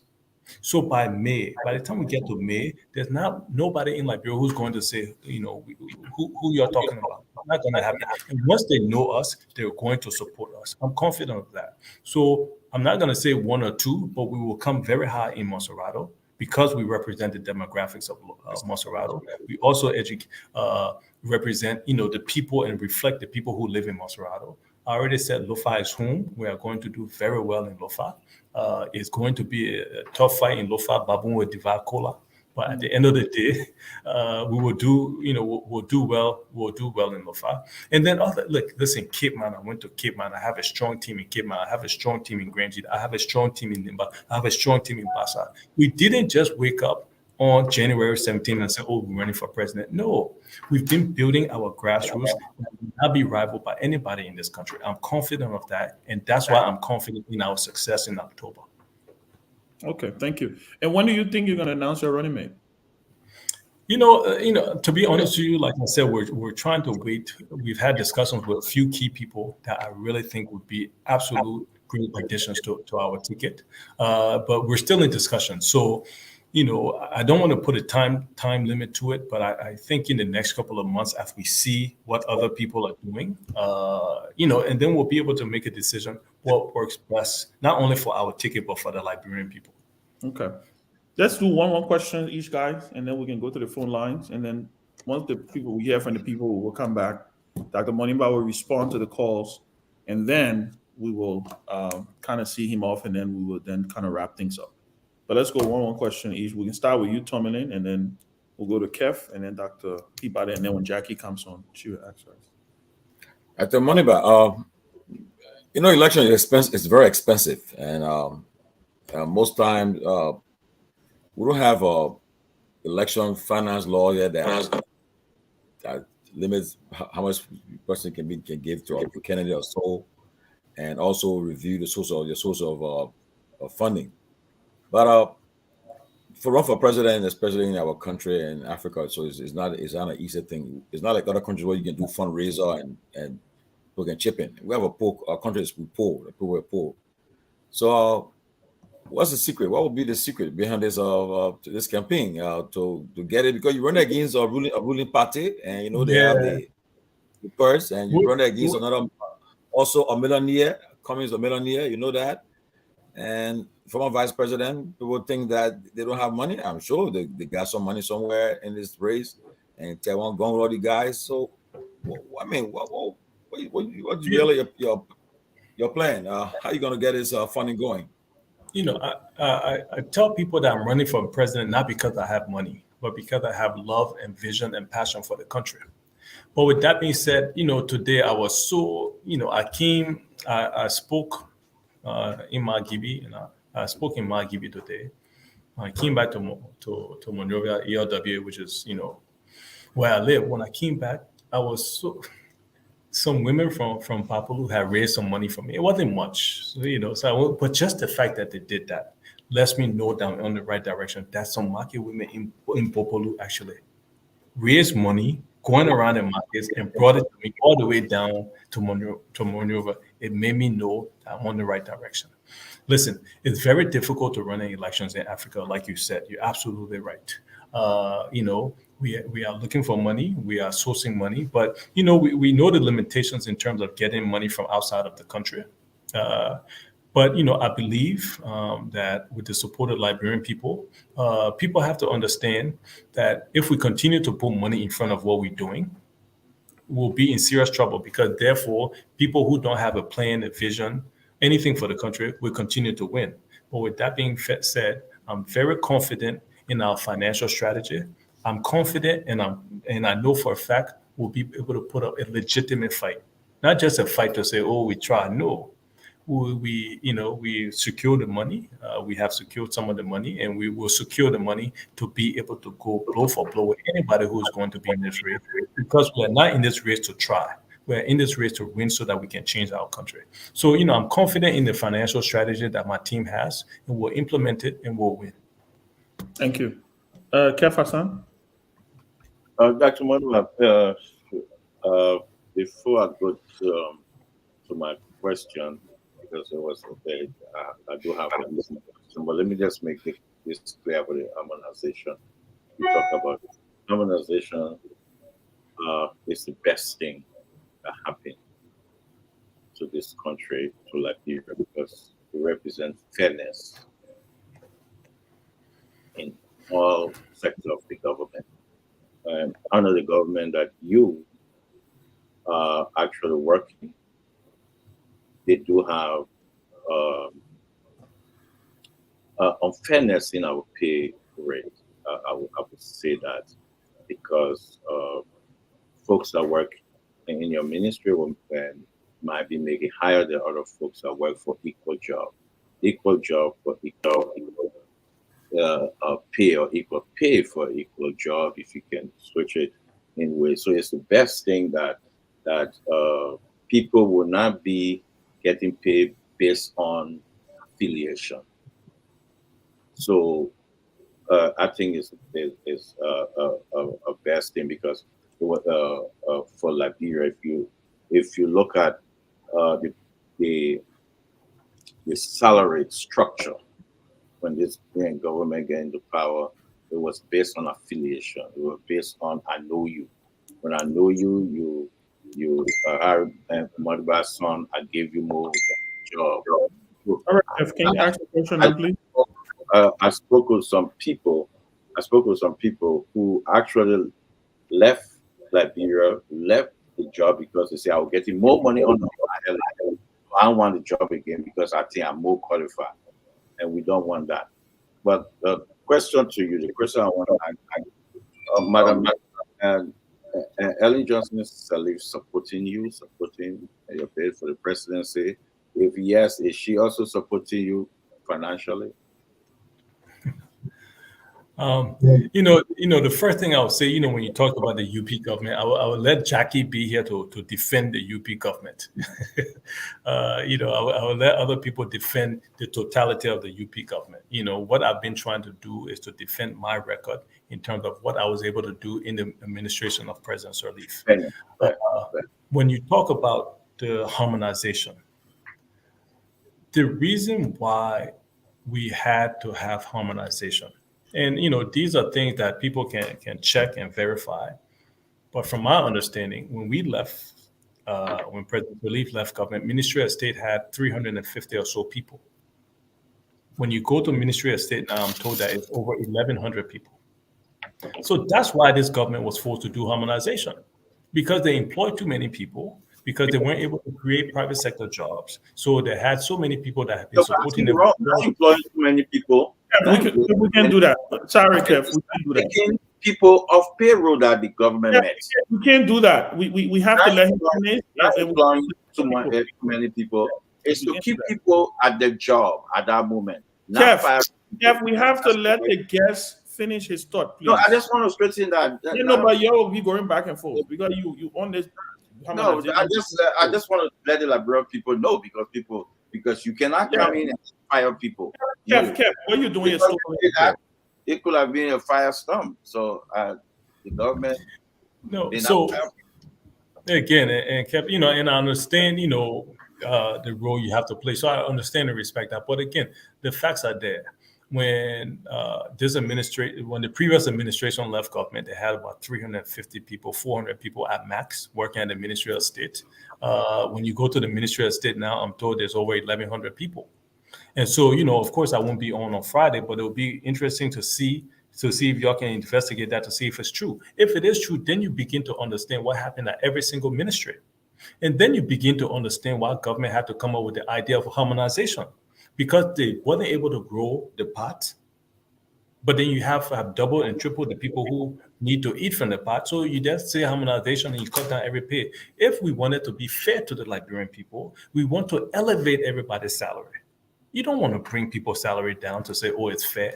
How is it fair to somebody who is making $700 and next thing you know, they're making $300? It's not fair to them because at that point, you know, how are they going to feed their family? They have gotten used to a certain lifestyle. So if we want to be fair to the Liberian people, I have to come in. No, Kev, this is not a debate between you and Mr. Monifa and Dr. Monifa. You can't do that. The harmonization. Let's go to Jackie. More than what they. We're gonna go to Jackie, please. Kev, there's not a debate between you and that's what. So then why are the Ministry of Transport people protesting them? Take people who are making more. It's from people who are making more on the municipality government. That you know, Kev, honestly, man, you know that's not true. It's so many people got their salaries cut out. I spoke with people who left the job. Kev, what are you doing? Kev, you can't do this. This is not a debate between you and Dr. Moniba. You are interviewing him. You asking a question, let him answer it. You're not debating. We're not. This is not debate. This is our clear in the air. Yeah, but you have the time to do that, please. Go ahead. Kev, the only way y'all can clear the air is when y'all leave government. Y'all leave the government. So go ahead. Okay, this is our final round of questions, right? Questioning? Yeah. Is it? Okay. So my question to you, Dr. Moniba, is what are the top 3 key issues that will be on the ballot this year that will drive the voters' decision, in your opinion? What are those issues that really, really matter to the voters this year? You know, I think it's the things we've already been talking about, and that's why I continue to talk about them. I think agriculture is going to be extremely important because that's the very foundation of the success of this country.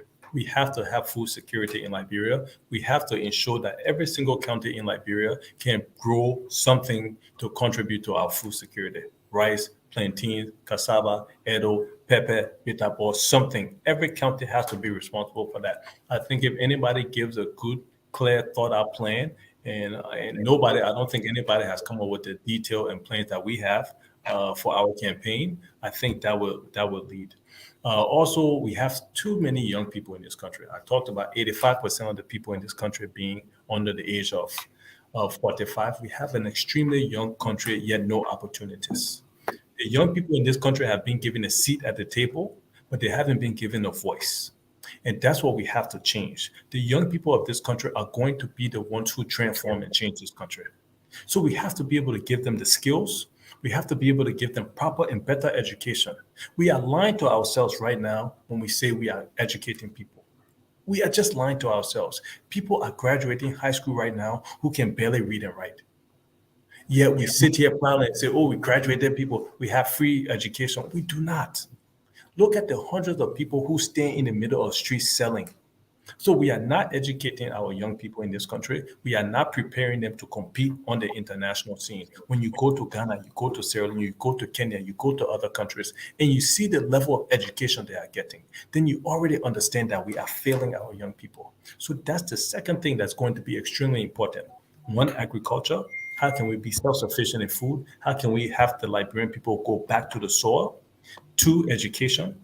and skill development, technical and vocational training. How can we better prepare our young people to be able to help to build this country and sustain their lives? And 3, the issue of corruption. It has always and continues to be an issue in Liberia. We cannot have a country where you work in company and all of a sudden you become rich overnight and nobody does anything about it. They won't ask you to sit like we're at elephant meat. You got security all around you. Where? We think we are too important in this country. Let people know, the people in this administration and the people in the previous administration, government is jacket.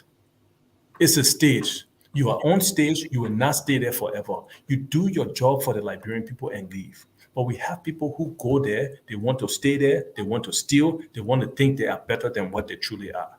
You are not. You are a servant to the Liberian people. So those, for me, are the 3 things I think will really turn this election. And that's why I know for a fact we are going to be competitive and ultimately win this election. Nobody has a better agriculture plan than us.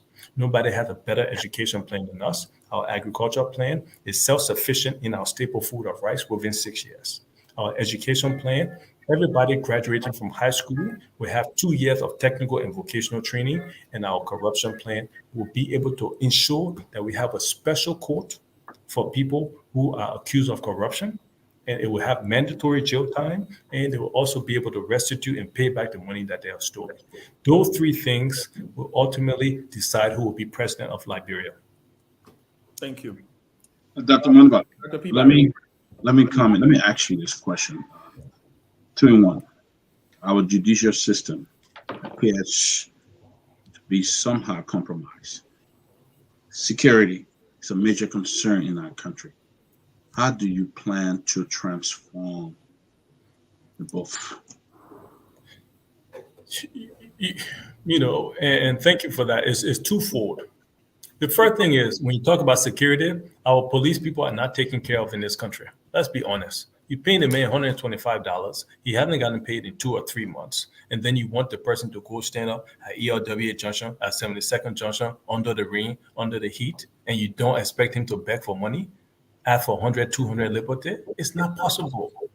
We have to start, and then the same police people that we expect to be on the streets, then again, we pay our lawmakers X amount, we pay our ministers X amount. Everybody's traveling all over the world, getting per diem and private jets and stuff like that. So we have to be able to retrain our security forces, pay them better, give them opportunities. Every police person should be able to have insurance for their family, for their children. You know, these are things we have to be able to do if we want a better police force, if we want better security. You want the person to risk their life? Equip them better. We don't even respect most of our police people. When you see their uniform, you get weak. Why is that? You can't blame them. So that's from the security sector. We have to give them better equipment, better training. I don't know when the last time people who joined the police force 10 years ago has gone back for retraining. So we have to be able to train them, keep them updated, keep them facilitated, keep them well salaried, and take care of their families. That's what we have to do from the security standpoint. From the judiciary standpoint, we cannot continue to have people adjudicate cases, you know, judges who are making $500, $600. That just opens up for bribery. We have to be able to provide the opportunity for judges to make a living wage where they are respected, where they are beyond reproach, where people can't come and be bribing them. So there's so many things we have to be able to do as a country to fix this country. And that's why, again, I'm running for president, because I have the education, the qualifications, the experience, and the energy to change this country. Liberia is going to be a great country one day, but only us are responsible to make it great. And that's why I'm running for president, to ensure that that transformation happens now, starting in 2023. Thank you. Well, I think this was great. I have one last question, but we got to go to the phone lines. We're not doing too well on time. I want to go into this, chime in on a little bit of what happened in the global politics, especially geopolitics in Africa, with China, Russia. Yeah, maybe we can get him. Let him. Maybe we'll come back. Coming back. Because with your experience, and then also just something for you to think about. is and studio, can you please start getting the phone lines ready? Tommy, can you let the folks in Hot FM know they can have the phone lines ready to announce it? But there is also going to be the conversation. I also want to ask you, and I want you to speak about this in your closing, is the issue of growing. Talk about, the pie wasn't big enough and everybody and the government added more people, but all of the things you're talking about will require money. We do have a budget that is heavy on goods and services and paying people. So it's almost like you're just paying people Yes, sir. without having anything, and that has been a Asian problem, right? At least of recent memory. It happened in the Can you keep the phone 70s. line on? Can you keep the phone line on? Yeah, they will Shola? keep it. Yeah. Yeah. So I want you to talk about how do you intend to grow the pie? Yeah. I want you to intend to, how do you intend to grow the pie and to be able to accomplish all of the things that you're talking about? Because it's certainly, you certainly not going to be able to get it done under $1 billion. So I know Cummings at one point said he was going to raise the budget to $1 billion. This government has, to her credit, has taken it up to 700. I think it's 700 and something now. So we want to know how you will be able to do it. But with that being said, let's go to the phone lines. Let's open the phone lines. Let the people call in to participate, and then we'll go ahead and take Dr. Moneyba and wrap it up. Okay, to be a part of the program, the numbers are 086-107-107 or 0770-107-107. That's the number to be a part of it. 086-107-107 or 0770-107-107. So let's talk to this person.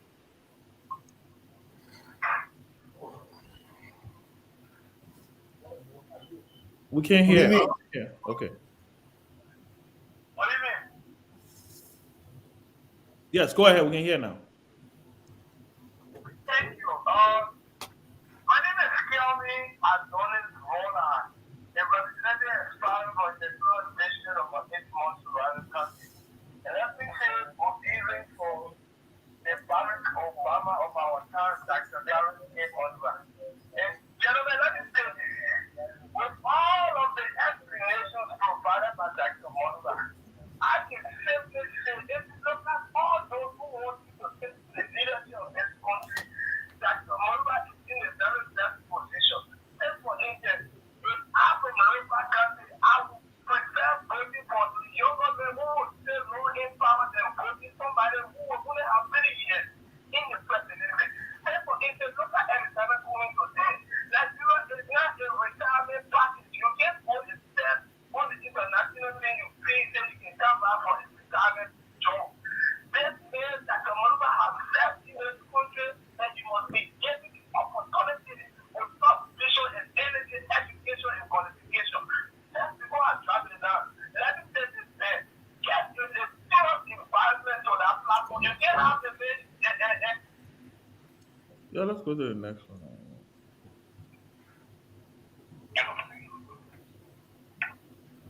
Go ahead, you're live. yes, my name is Philosopher Newman. I joined this conversation from the Virginia Bell in Colorado County. Let me firstly appreciate Honorable Dr. Morva. I mean, he spoke very clearly to the Liberian people. The issue about agriculture in our country is one of those pillars that can build any nation. But this government continues to ignore the issues of agriculture. And this is what actually causes the problem. Can you imagine Marcelli was president of this country? All of the vocational institutions was functioning. I graduated from the Clay Agriculture and Vocational Training System. Today there's nothing about agriculture that is being moving in our country. So how do you expect for this country to develop? It's so difficult, it's so sad. This government needs to turn back over come October 10th. Thank you.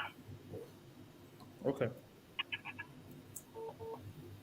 The US number is the one that is rolling under the screen. So, Nathan, you will have to come on, right, to take the US calls. Go ahead, you're live.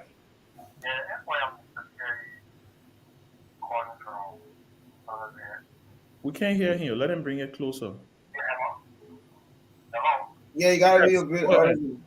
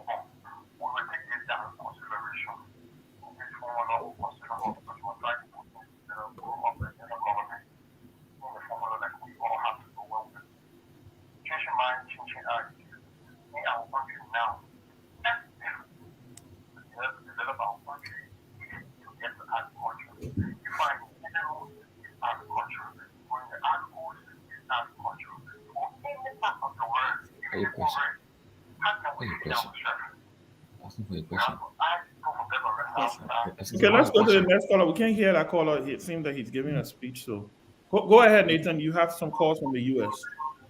And this is KMTV. We have some callers from the US. Hello, caller. Go ahead and make a point.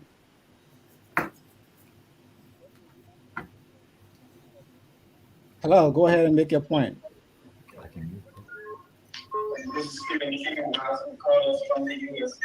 So you have me? Is Yeah, that me? Go ahead. Yes, that's you. Go ahead and make your point. Oh, good afternoon or good evening, wherever you are. This is Talvina Cole calling from Texas. Two questions. Probably a comment first. And this is my first time watching the show live, so just want to good show today, guys. Keep up the good work, and lady, keep up the good work. Quickly, Dr. Moniba, I heard. Thanks for your presentation. I heard you explaining your plan, but one thing that stood out to me, you talk about investing in the young people, and each of them graduate with a 2-year professional skill or whatever skill, vocational skill. Some of the things I heard are things that can be implemented now without even getting to the seat. So I want to know if you are implementing some of those things right now, because I take Singapore as a case in point. They invested the workforce and they changed the GDP in the whole country. We all know that. Also, in all that we do, I know you have the energy, the education, and everything. Unfortunately, our people don't vote in Liberia like we vote here in the U.S. So in all that we do, we need to have contingency plan. Should in case they don't value you and don't vote for you, what is your plan B? So Okay, what is the next step? Okay, we So say that- thanks thank you, for thank that, and let's take this other caller on the line. Hello, caller. Make your point. Yeah. Go ahead and make your point.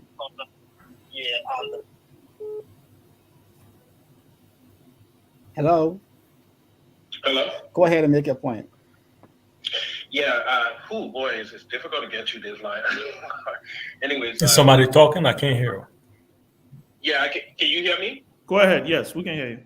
Yeah. My name is Tommy. No, but I can't hear anybody talking. Oh, you can't hear him? Can you? No. I can hear you guys. Can you hear me? Are you We can me, hear Doctor? him. Are you hearing me, Doctor? Can you hear us, Dr. Moniba? I can hear you. Yeah, I can hear you Can perfectly. you Yeah. hear me, Nathan? Can you hear me? Hello. He can't hear us. Okay, Doctor. Yeah, something was going on with his internet. Go ahead, Nathan. Go ahead. Okay, go ahead, caller. We'll take the points when Dr. Moba come back. We'll give him your point you raised. Okay, Go ahead. No problem. Yeah. My name is Tommy. I'm calling from Virginia. Man, it's difficult to get you this line. This is a good problem.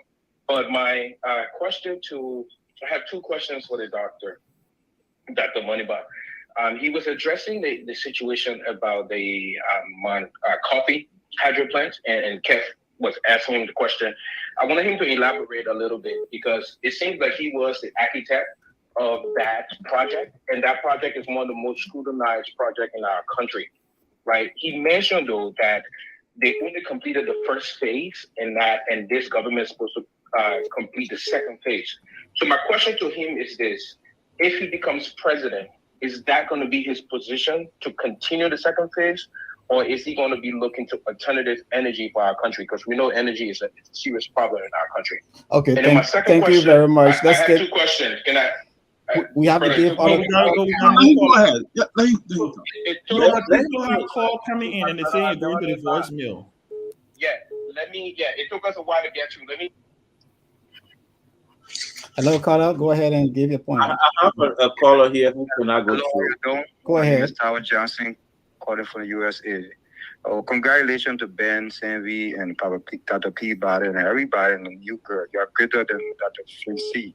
I'm not trying to show no job. My brother Kev, thank you very much for all the job and the great decision you made. I'm going to go straight to the print. Dr. Harry Maluba, I tell you thank you. You had a brilliant idea, brilliant vision. If you are going to come, when I'm in the election, I'm going to vote for you. Come 2029, Tower Johnson, will come to Liberia, and I will put my boots on, because I was born in 1980. I saw your father. I was 5 years old. You did a great job for dog too in our country. My point, you have a good idea. Your vision and your idea, keep it to yourself. Hold it to yourself. I don't say you can be president. Anyone can be president of our nation. You are Liberians. But in 2029, brother, we will be there. We will fight for you. We will bring the ideas. This is our time with the 40-year-old, the young people, and the 30-year-old, the 60 years old. Your idea is vision. You speak well, you talk well, all your implementation, that's what we need. Thank you very much. Thank you very much. You have reached your 1 minute. Let's take another call. Can I take this caller on the line, please? Go ahead, Kev. Okay, caller, go ahead. Thank you, Kev. I was trying to call him, but that number was going to voicemail. This is Robert from Atlanta. I listened. I followed the show, and I really like a lot of what his presentation. I think that I was only calling to say that it breaks my heart, because in a serious country, though I have lots of reservation about the doctor, but I think in a serious democracy, a young man like himself with different ideas will be given the opportunity to make his case and make a really good case for the presidency in our country. Unfortunately, we live in a different country, a different time. But there's one question to ask you. You spoke about corruption and your idea to fight corruption. Now, I have a bit of reservation there, because not only did you work in the previous administration, you currently enjoys the support of Ellen Johnson Sirleaf, who by any measure ran one of the most corrupt government in Liberia. Would you commit to actually persecuting past and present former government officials and follow the letter with persecution where the facts lead, including your former boss and her children and everyone else that is found corrupt? Would you make that commitment right now? Thank you. Okay, we'll have another caller. Go ahead and make your point. Just 45 seconds. Hello, my name is Veronica George Edwards. I'm calling from Charlotte, North Carolina. And this is my first time really calling in on the show. And I just want to thank Dr. Moniba for that powerful platform he's giving this show for the first time. This is the best so far, and I am in all support of Dr. Moniba. Thank you so much. Thank you so much. Let's take another caller. Hello, what's your name? Where are you calling from? Make your points. You have only 45 seconds. Go ahead, caller. Yeah, good evening. I'd like to say good evening to every one of you. I'd like to say you guys have a very good show tonight. My name is Samuel Babajua. I'm calling you from Bon County, District 3. And I'd like to say good evening to my political leader, Dr. Clarence K. Moniba. I'd like to say this is an opportunity that we, the young people, I'm 32 years old. We, the young people, this is an opportunity to see our future in the young person.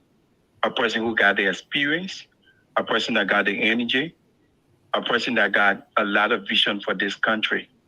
We shouldn't just look at money. I understand that we all have to survive. Okay, thank you very much. Let's take another. Get him chance. Let him finish. He calling from Bon County. Let him finish. Yeah, thank you, Chairman. The survivor of a single person, who, just because of $20 or a few minutes to survive, few minutes to live, and looking at the entire life of a whole country, children, unborn generation, people who are supposed to survive or live a better life to see Liberia become better. America, democracy did not graduate to the level it is today when, let's say the citizens were chasing after money, but the citizens actually thought that they could have a better dream for America than see America get better. So I'm encouraging all of our young folks, people like me, I'm encouraging everyone about to see that the money back as the answer to our question, Okay. as an answer to our problems, Thank so you that so we move much. forward. We gotta take about 3 more because we're running out of time. Yeah, because I want Dr. Moneyba to address the caller. So 3 more, please. 2 minutes. Do we have any calls from Liberia? I think everybody's sleeping here now. Well, let's take this call from the US. Okay, good. That's go ahead, call up. You have 45 seconds. Hello? Go ahead. You have 45 seconds. Yeah. So, man, you hung up on me when I was trying to ask my question. But anyways, we're starting to get through this line. I asked about the hydro stuff. I wanted the doctor to please elaborate on if the hydro energy is going to be his energy plan for the country, or is he going to pursue other energy initiatives, considering the fact that that hydro thing has been one of the most scrutinized projects at Ellen Johnson Sirleaf administration. My second question is about the youth. He's a young man. He mentioned that he wanted the young people to be part of the decision-making processes. Can he please be very specific about how exactly is he going to do that? Because coming up and just saying, hey, the young people are going to be a part is not a specific reason. So can he please elaborate on that? Thank you. Thank you so much. Let's take this other caller from the USA. We just lost the line, but we're seeing this is call right here. all right. The last one.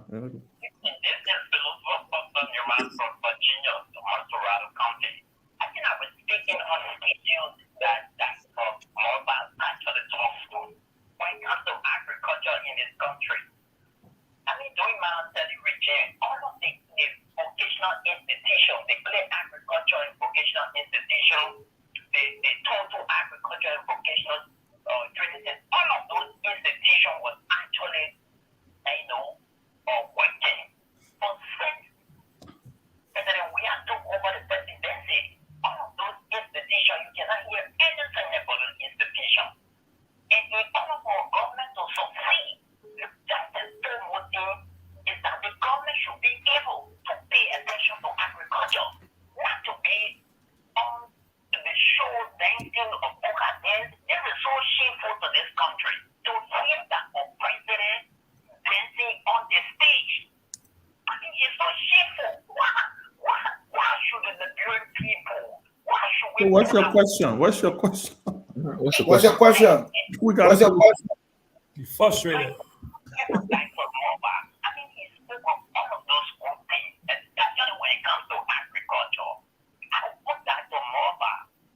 Moneyba. Wow. Dr. Moneyba changing minds tonight, though.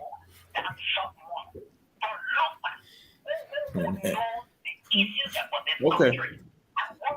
And so young people to go.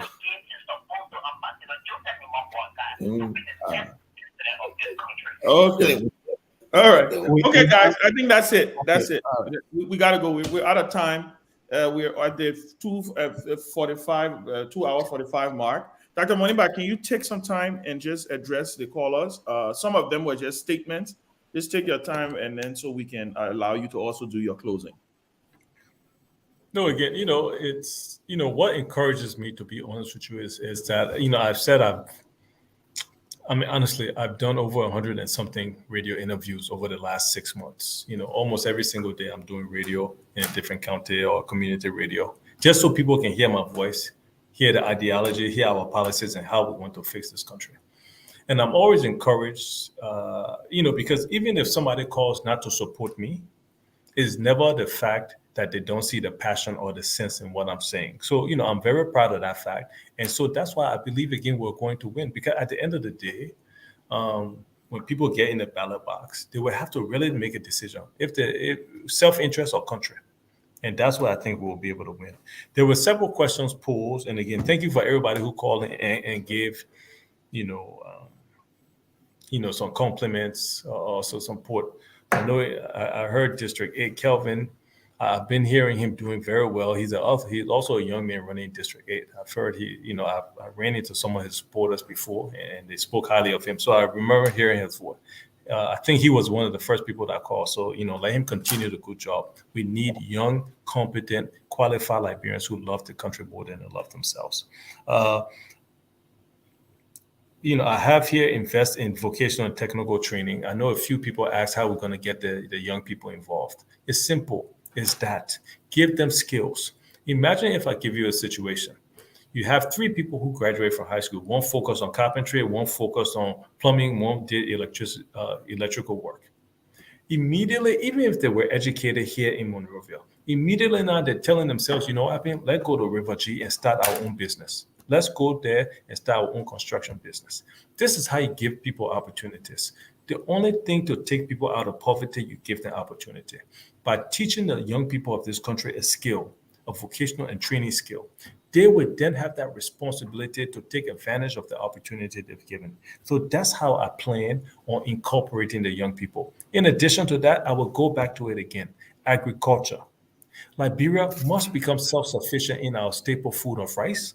Liberia must start to grow what we eat. We must even start to export. When we talk about growing our economy, we will never grow the economy of Liberia if we continue to import everything we eat. If we continue to import, and then we sell our iron ore, raw iron ore, we buy back steroid. We sell log, we buy back furniture. We sell our raw rubber, we buy back buckets and plastic things. We have to begin to do value addition in Liberia. But the only way to do that is to bring the cost of electricity low and also to give the Liberian people a skill. So somebody talked about, Mount Coffee. The mistake a lot of people make is that we look at Mount Coffee as supposed to be cure all of the electricity in Liberia. No, it's not possible. Even during the 60s and 70s, Mount Coffee was 66 megawatts. Now it gives 88 megawatts with extension to put another 44 megawatts on there. But we also have to look at solar energy, which I'm told is in the discussions. We have to be able to bring renewable resources in the country. Let me tell you, Liberian people, 70% of the people in Liberia right now are in darkness. As we speak right now, we are in darkness. Honestly, even for this interview, I told them to put the generator on because I didn't want to be talking LEC gold. So 70% of the people in this country are living in darkness. So in order to be able to change that, you are not going to run Mount Coffee from here all the way to Grand Cru. It's not going to happen. We have to start to focus on solar energy.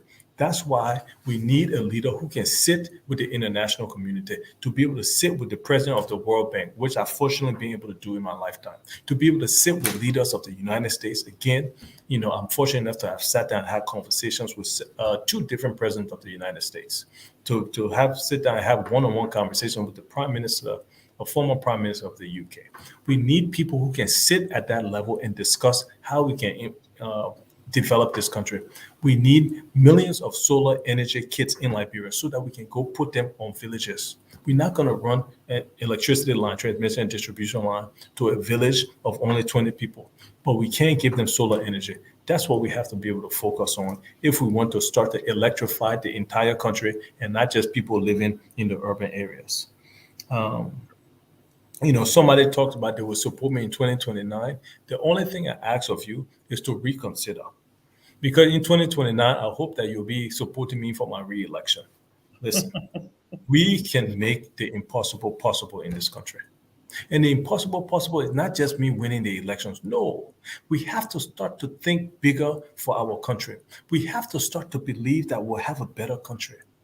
That's the difficulty I'm facing right now. The difficulty isn't giving people good ideas in terms of what, that they should vote for me. No, the difficulty is having people believe that there are good Liberians in Liberia who want to see good for this country, and it can happen right now.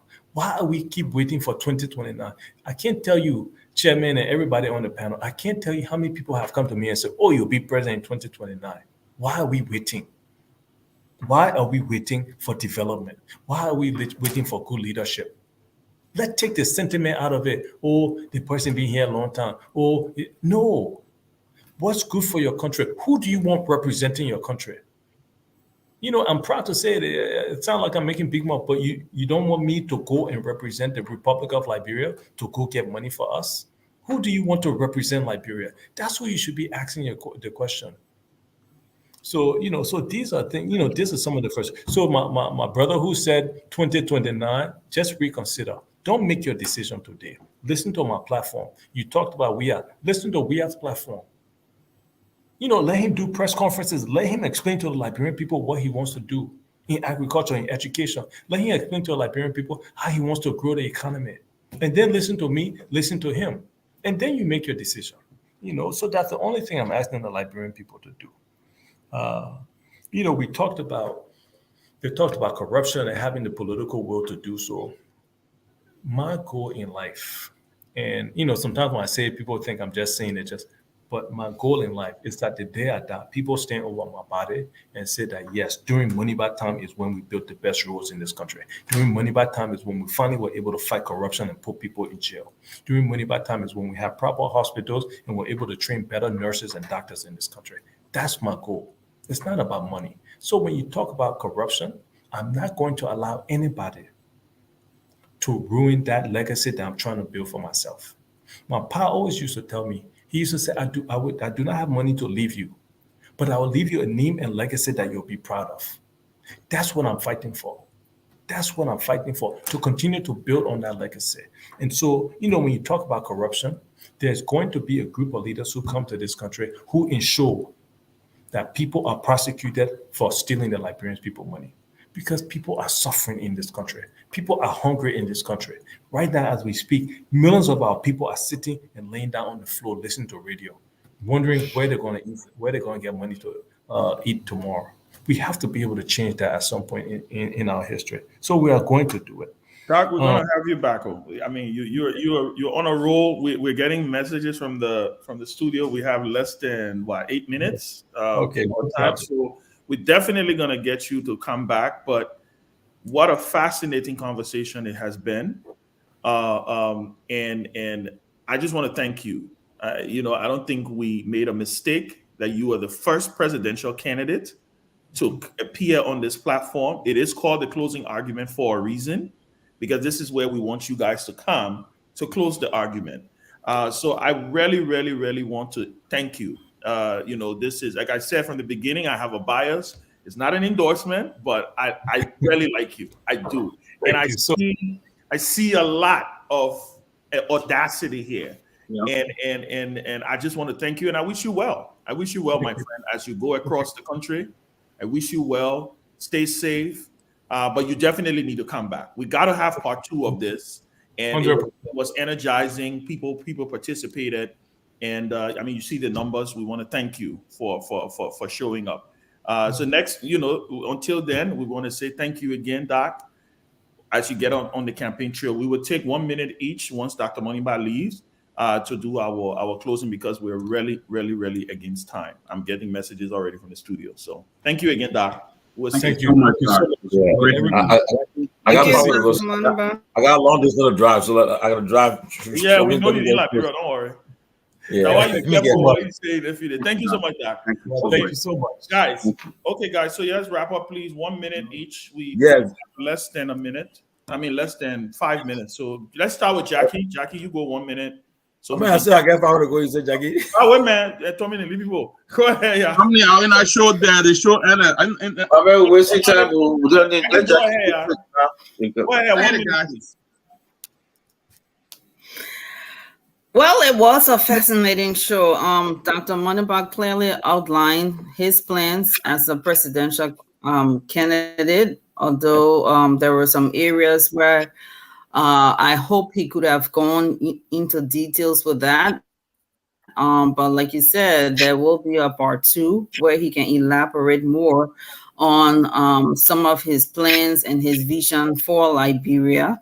as a lot of people are asking the questions, which is legitimate. He's just getting into the game. Yes, people are beginning to know him. It's kind of similar to when Alexander Cummings entered the political platform in 2017, and a lot of people said, well, he's new, but he did make some inroad in 2017 for him to be in the top 5 in 2017. So let's see where the next 6 months going to take him. It was a very good interview, very good show, and we're looking forward to a part 2 of the interview. Thank you, Jackie. Dr. Peabody, please. 1 minute. Look, man.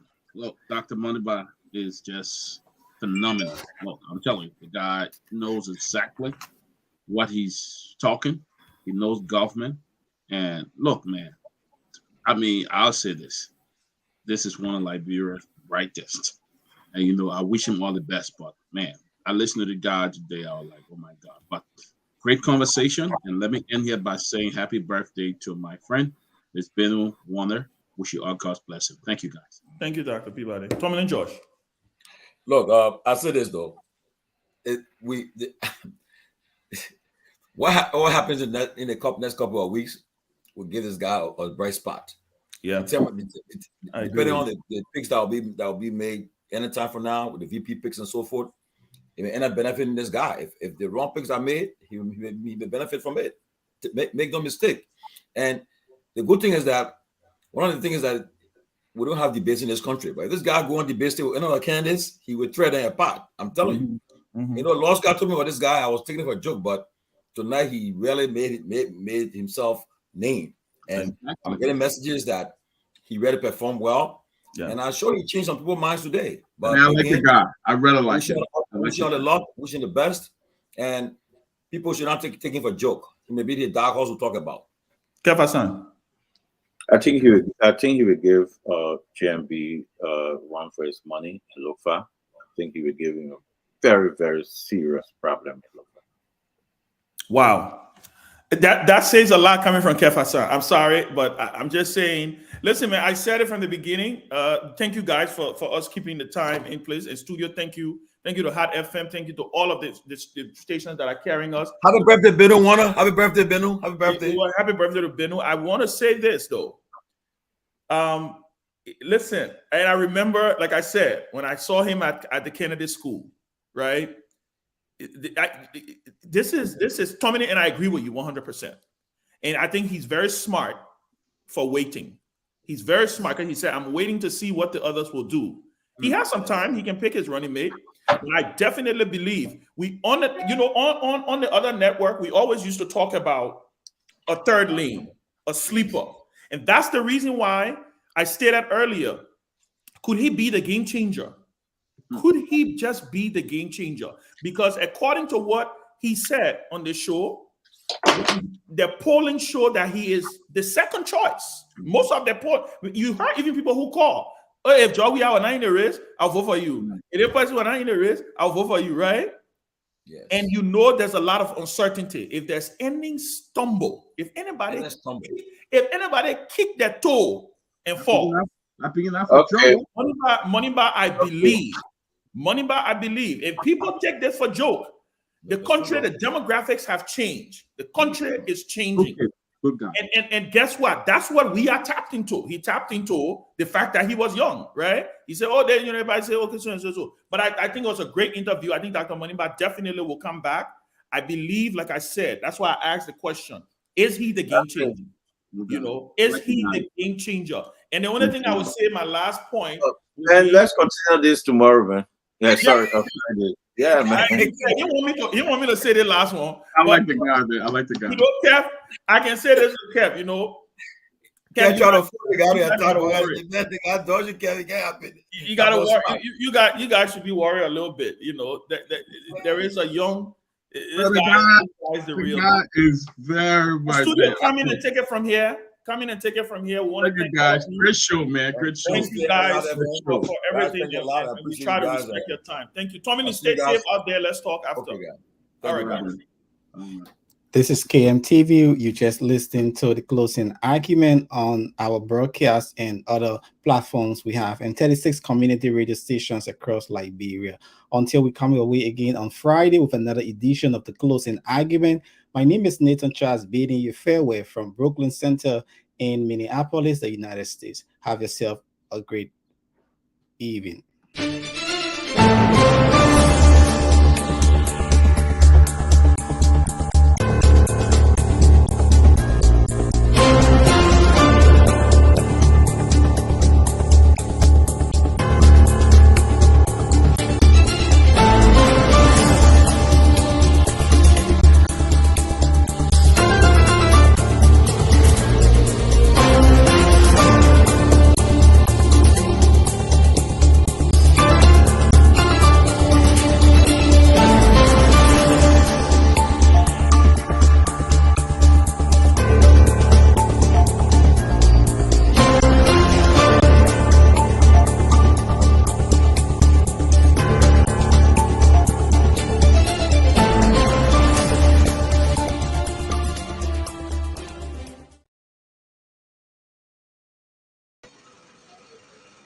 Talking in the grave with him.